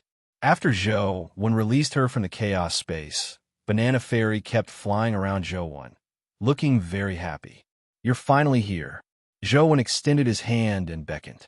Banana Fairy flew over from the banana leaf and landed on Zhou. Zhou immediately felt a cool breeze surround him, making him feel cold. After stroking Banana Fairy's head, she transformed into a cyan stream of light and fused into Zhou's body, turning back into the banana leaf tattoo. Zhou dripped a drop of blood on his phone and transformed back into the blood-colored avatar. He looked at Banana Fairy's new stats. Banana Fairy, Epic Evolvable, Life Providence, Great Een Spirit Root Life Soul, Divine Wind Immortal Strength, 41 Speed, 41 Constitution, 41 Primordial Energy, 41 Talent Skill, Grandine Wind Companion Form. Fan as Zhou expected, the stats were 1 point more than the original 20. He didn't know what the additional point was for, but he had a nagging feeling that this stat wasn't simple. The skill was still only Grandine Wind, leaving Zhou somewhat disappointed. He originally wondered if he could comprehend another skill after the evolution, but it was still a single skill. The Great Een Spirit Root's Life Providence didn't change. The greatest change to Banana Fairy was her Life Soul. The Divine Wind Immortal Life Soul was undoubtedly very useful for wind elemental skills. As for the true effects, he had to test it out to know. Zhou clicked open the Zhuelu Instance Dungeon, hoping to see how powerful the evolved Banana Fairy was. Soon, he encountered a Wangliang. Zhou extended his hand and beckoned. Banana Fairy appeared in front of him and sat on the banana leaf. When she saw the Wangliang charge at her, she immediately puffed up her cheeks and pouted her lips, blowing at the Wangliang. An invisible cold wind suddenly blew, and Wangliang's body was blown away by the wind, tumbling far away in the air. At the same time, his body seemed to be frozen at an extreme speed, quickly turning into an ice sculpture in the wind. Bang! It was unknown how far the Wangliang's body flew before it shattered in midair, turning into ice fragments that filled the sky. Even a Wangliang bead in its body shattered. It died a violent death as a dimensional crystal dropped to the ground. Too strong. Is this the absolute suppression of strength? Zhou was pleasantly surprised. This wind was definitely the strongest epic creature he had ever seen. There were probably only a few creatures of the same level that could not be blown away by a single blow from her. On Banana Fairy's body, there was a faint wind flowing. As the wind flowed, Zhou could vaguely see a transparent woman's figure. She looked like an immortal or a god. It was likely Banana Fairy's life soul, Divine Wind Immortal. Originally, Banana Fairy could only use the Grand Een Wind once before her primordial energy was depleted. However, with the Divine Wind Immortal Life Soul, Zhou realized that Banana Fairy's primordial energy was rapidly recovering. It wouldn't take long before she could use the Grand Een Wind again. In that case, Banana Fairy will have the possibility of continuing the battle. Zhou was delighted. Now, Banana Fairy was the strongest combat force by his side. With Banana Fairy, he would be much safer in the ancient battlefield. Zhou extended his hand and beckoned. Banana Fairy transformed into a jade-like palm leaf fan that landed in his hand. Now, the fan was about the size of an ordinary fan. It wasn't as tiny as before, so it was just right for Zhou to hold. Zhou sized up the banana fan that Banana Fairy had transformed into. It was jade-like and cool to the touch. On the fan surface, there was a portrait of a lady. It seemed somewhat different from the previous banana fan. Zhou didn't know if he would have as strong an effect as Banana Fairy if he used the banana fan. After all, Banana Fairy had 41 primordial energy, while he only had 21. There was definitely a huge difference in strength when using the same Grand Een Wind skill. As he continued walking forward, He soon encountered a cheese Zhou when used it as an experiment and saw the cheese black dragon life soul spew out black smoke. This time, Zhou didn't use the purple air bell. Instead, he used the banana fan to fan it. Wherever the wind passed, the black smoke was blown back and pounced on the cheese body. Then, the cheese body was thrown far away by the wind. The black smoke immediately made the chi fall into a deep slumber, and the grandine wind from the banana fan caused layers of ice to form on the cheese body. However, when Zhou used it, the grandine wind was indeed much weaker than banana fairies. It failed to freeze the cheese body and only threw it far away. However, even so, Zhou was very satisfied. He was only at the epic stage. After using the grandine wind, he could send an epic creature like the chi flying hundreds of feet away. Furthermore, he could freeze it into an ice sculpture. It was already quite impressive. Now, let's see if Banana Fairy can restrain the realm wind in the ruins. Zhou rushed out of the ruins at full speed and encountered another chi on the way. He easily killed it without any effort. When he arrived outside the ruins again, Zhou got Banana Fairy to return to her true body and followed the blood-colored avatar into the ruins. Zhou had been observing his surroundings. His perception of the realm wind was already very strong. Even without Banana Fairy by his side, he was confident that he could dodge the attacks of the realm wind. However, Zhou still wanted to see how Banana Fairy would deal with the realm wind. As Zhou was thinking, he suddenly felt a slight fluctuation in space. He knew that this was a sign that the realm wind was about to appear. Without any hesitation, he dodged, but he didn't take Banana Fairy with him. The wind was like a blade as it instantly slashed at Banana Fairy's neck. However, Banana Fairy didn't seem to feel it. She sat on the banana leaf and swayed as though she didn't notice the realm wind. No way. Is the wind elemental Banana Fairy so slow to sense the realm wind? Zhou found it odd, but in the next second, he gaped. The realm wind that approached Banana Fairy suddenly spun around like an invisible wind blade. It circled around Banana Fairy's body, causing faint ripples to appear in the surrounding space. Banana Fairy extended her hand and beckoned. The realm wind automatically landed on her palm, as though it was a remote-controlled spinning blade under her command. It kept spinning. Then, with a flick of Banana Fairy's hand, the invisible realm wind immediately spun and flew out. Crack! A stone pillar in the distance was sliced apart by the realm wind. Bright red blood spewed out from the stone pillar as there was a strange scream. Little Banana Fairy, you're really impressive. Zhou wished he could summon Banana Fairy, hug her, and kiss her on the cheek. With Banana Fairy by his side, he could come and go as he pleased in the ruins. He no longer needed to worry about the terrifying realm wind.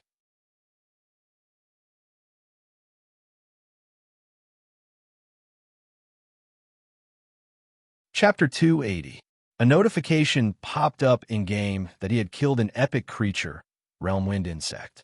Zhou walked to the stone pillar that had been sliced apart by the realm wind and saw a hole in the middle of the stone pillar. Inside was a bug that looked like a cricket, but it was more than a foot long. However, it had already been sliced into two along with the stone pillar. So this is the thing that's causing trouble in the ruins. Zhou looked at the bug's appearance and never expected it to have such destructive power. Thankfully, I have Banana Fairy. Otherwise, it wouldn't have been easy to find it. Zhou got Banana Fairy to continue searching for realm wind insects in the ruins. He planned on killing a few more to determine if Banana Fairy could perfectly restrain the realm wind insects. However, Banana Fairy's performance was better than Zhou had imagined. As long as the realm wind appeared and wasn't too far from her, it would be controlled by her. Instead, it would become a sharp weapon in her hands. She easily found the realm wind insects that were hiding in the stone pillars or walls to release the realm wind skill and killed them. Ding! When he killed the sixth realm wind insect, Zhou heard a familiar sound as a crystal dropped. When Zhou saw the crystal, he was delighted. The crystal resembled an ant's egg and was the size of a chicken's egg. There was a projection of the realm wind insect inside. It was clearly a primordial energy skill crystal with the name Realm Wind Insect Crystal. I wonder what the primordial energy skill of the Realm Wind insect is. Could it be Realm Wind? Zhou thought to himself as he got the blood-colored avatar to pick up the Realm Wind Insect Crystal. He wanted to see what kind of skill he could obtain. However, the system suddenly gave a notification. Requires 21 strength and 9 wind stats to absorb the Realm Wind Insect Crystal. Insufficient wind stats. Unable to refine and absorb. It actually needs the wind stat? Zhou was somewhat depressed. He could understand the wind stat. It was likely similar to the poison stat points he had previously absorbed. However, epic primordial energy skills seemed to have all sorts of requirements. It wasn't like the past, where he could practice them as long as he was willing. Zhou had killed quite a number of Wangliang, but only one poison crystal dropped. The other crystals that dropped were all 4 basic stats. From this, it could be seen that the drop rate of special stat crystals wasn't high. The wind stat crystal was probably about the same. It wasn't easy for it to drop. Zhou was somewhat vexed as he held the Realm Wind Insect Crystal.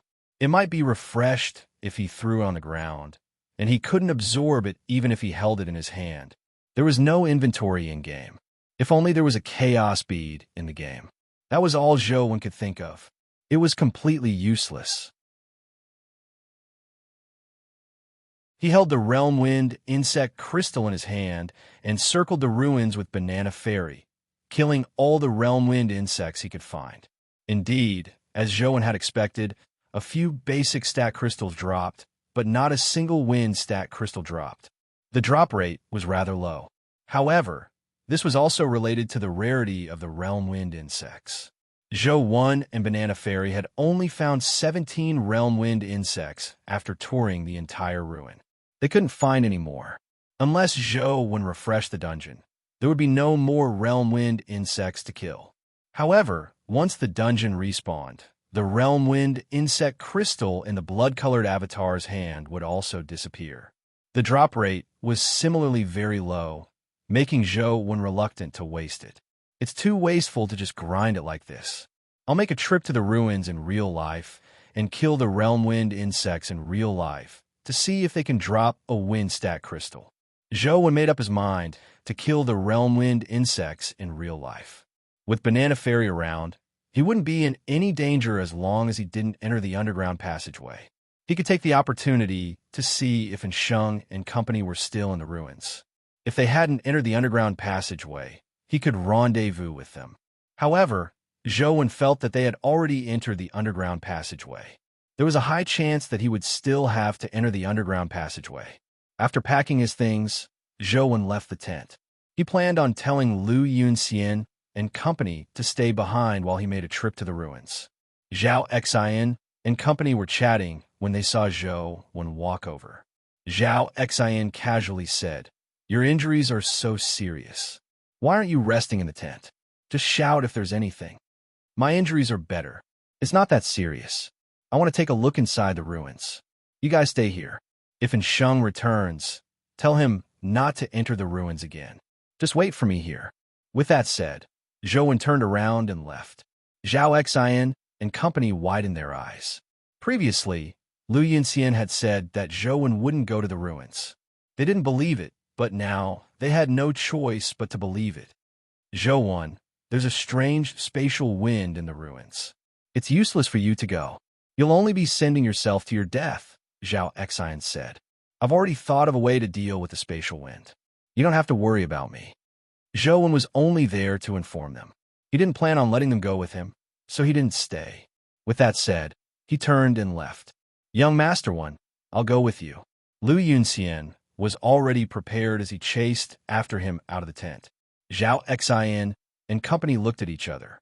Finally, Zhao Xian said, "Let's go outside the ruins to take a look. If they die in the ruins, we can think of a way to collect their corpses. It would be too sad if Adjutant doesn't even see their corpses when he returns." "Brother Zhao, do you think Zhou has really thought of a way to crack the spatial wind?" Another person asked. "How is that possible? Even Adjutant can't crack that thing. Zhou doesn't cultivate a wind elemental primordial energy art. and he's only at the legendary stage. What can he use to crack it? Zhao Xin thought nothing of it. What if Zhou cracks it? Should we follow him in? The person asked again. It's pointless. Why think so much? Let's go take a look first. As Zhao Xin spoke, he packed up his raincoat, and the three of them left the tent. When they arrived at the ruins, Zhou Wen and Lu Yunxian had already entered. Thankfully, the blood rain inside the ruins was much lighter. Their vision was much clearer, allowing them to see their figures. Zhou Wen, Commander Lu, will be here to receive you. Shout if you need anything.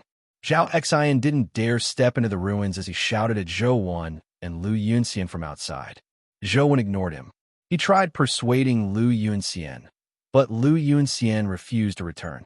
All he could do was let him follow them into the ruins. I wonder if those realm wind insects are in the same positions as in-game? Zhou Wen looked at a stone pillar. If the positions were the same, he could strike first and directly kill the realm wind insects. There was no need to wait for them to release the realm wind. With this in mind, Zhou Wen gripped the hilt of his bamboo blade tightly and slowly approached the stone pillar. Regardless of whether they were in the same position as in-game, there was no harm in trying.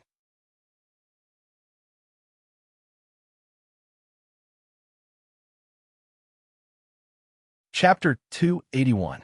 When Lu Yunxian saw Zhou Wen grab the hilt of his saber, he imagined that Zhou Wen had discovered an enemy. He hurriedly circulated his primordial energy art and looked around warily. Zhao Xin and company, who were outside, also turned nervous. Although Zhou Wen and Lu Yunxian wanted to enter, it had nothing to do with them if they died. However, in such a strange place, no one wanted to see their own kind beheaded in front of them. Suddenly, Zhou Wen's figure vanished as he appeared in front of a broken stone pillar like a ghost. He held the saber with both hands and slashed at the stone pillar in front of him. A sanguine halo slashed out from the saber. Crack! The stone pillar was split into two by Zhou Wen's saber. The cleft was as smooth as a mirror, but blood splattered out of the cut. It left Lu Yunxian and the three people outside stunned. Young Master One, is this the source of the strange, spatial wind in the ruins? Lu Yunxian walked over and asked as he looked at the realm wind insect's corpse in the stone pillar. As Zhou Wen rummaged through the realm wind insect's corpse, he nodded. That's right. There should be more than one. Don't stray too far from me in case something happens. Unfortunately, the realm wind insect didn't produce a crystal, nor did it have a companion egg. Zhou Wen continued walking forward with Lu Yunxian, but Zhao Xin and company had odd expressions. Brother Zhao, that punk Zhou Wen is indeed capable. Even adjutant and couldn't find the dimensional creature in the ruins, but he managed to find it. From the looks of it, he's really capable. Should we enter with him? One of them said to Zhao Xin. What for? Are we sending ourselves to our deaths? He can find one, but who knows how many more are inside. If we make a mistake, we will still die inside. Adjutant and told us to guard this place. So let's wait here for them to return. Why risk our lives? As Zhao Xin spoke, he walked back. However, Zhou Wen's strike kept replaying in his mind. He couldn't help but mutter softly, that punk sure is odd. Zhou Wen never expected the realm wind insect's location in reality to be identical to in-game. He stormed his way over and didn't give the realm wind a chance to use it. He killed them directly in the stone cave. Lu Yunxian followed Zhou Wen and watched as Zhou Wen killed as though he was a god who could foresee the future. His bamboo blade would definitely be stained with blood as it killed the strange insects hidden in the rocks. The way he looked at Zhou Wen became increasingly odd. He had also observed carefully, but he couldn't see anything abnormal, much less know where the realm wind insects were hidden.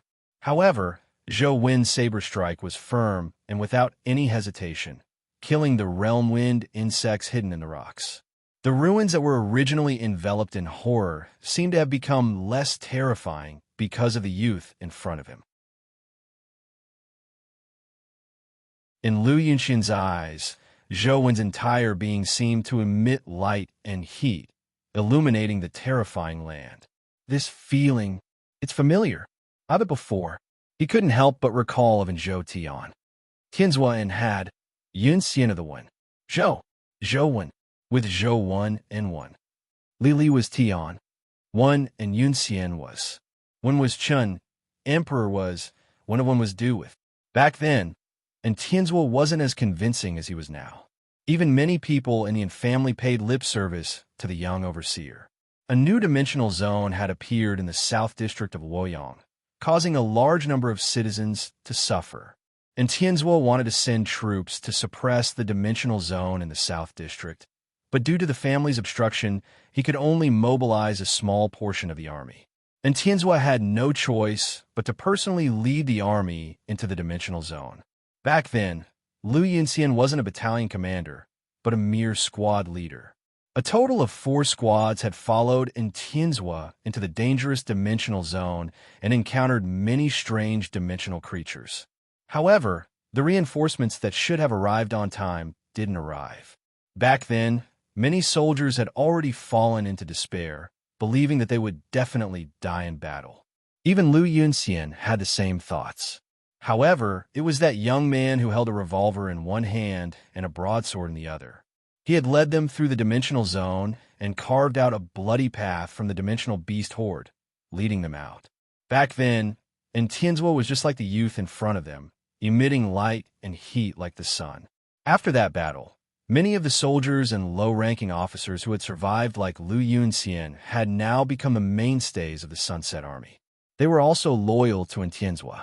The first thing Tianzhuo did when he returned to Luoyang was to rush into the residence of the family's elder, an Huaishan, who had disobeyed military orders.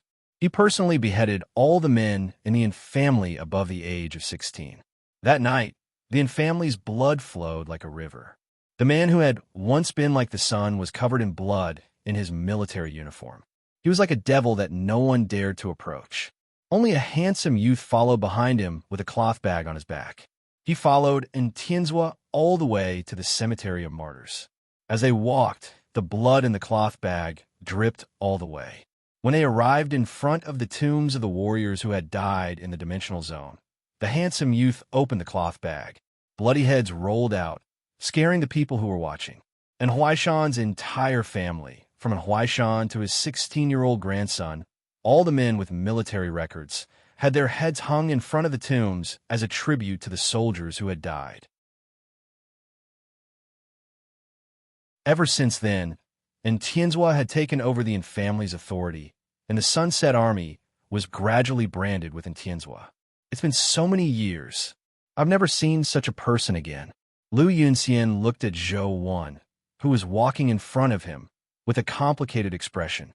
Perhaps it was because of the environment they grew up in, but this youth and Tianzhuo had completely different personalities. However, when they wanted to do the same thing, they were surprisingly similar. It was as if they could accomplish whatever they wanted to do. Their bodies seemed to emit a dazzling radiance that made people involuntarily look at them. Crack! Zhou slashed open the stone pillar, and a realm wind insect's body was sliced open. A diamond-shaped crystal rolled out from its body. Zhou was delighted when he saw the crystal. It was transparent and flawless, and there seemed to be wind flowing inside. It was obvious that it was different from ordinary crystals. Could this be a wind stat crystal? Zhou hurriedly picked up the crystal and secretly took a picture of it with his phone. Wind crystal, 11. The information displayed on his phone made Zhou overjoyed. At the same time, he heaved a sigh of relief. If there were only 17 realm wind insects in real life, he would have already killed 13. If a wind stat crystal didn't drop, he would probably have to give up on the realm wind insect crystal in-game. Without any hesitation, he refined and absorbed the wind crystal. He felt a faint wind inject into his body, and his stats had an additional wind stat. It was 11. After meeting the requirement to absorb the realm wind insect crystal, Zhou chose to absorb it in-game. The crystal immediately transformed into transparent wind that seeped into the blood-colored avatar's body, forming a new primordial energy path and circulation in the blood-colored avatar's body. You're tuning into the Warrior Lore YouTube channel. Don't forget to subscribe and join us on this journey to catch the most captivating stories.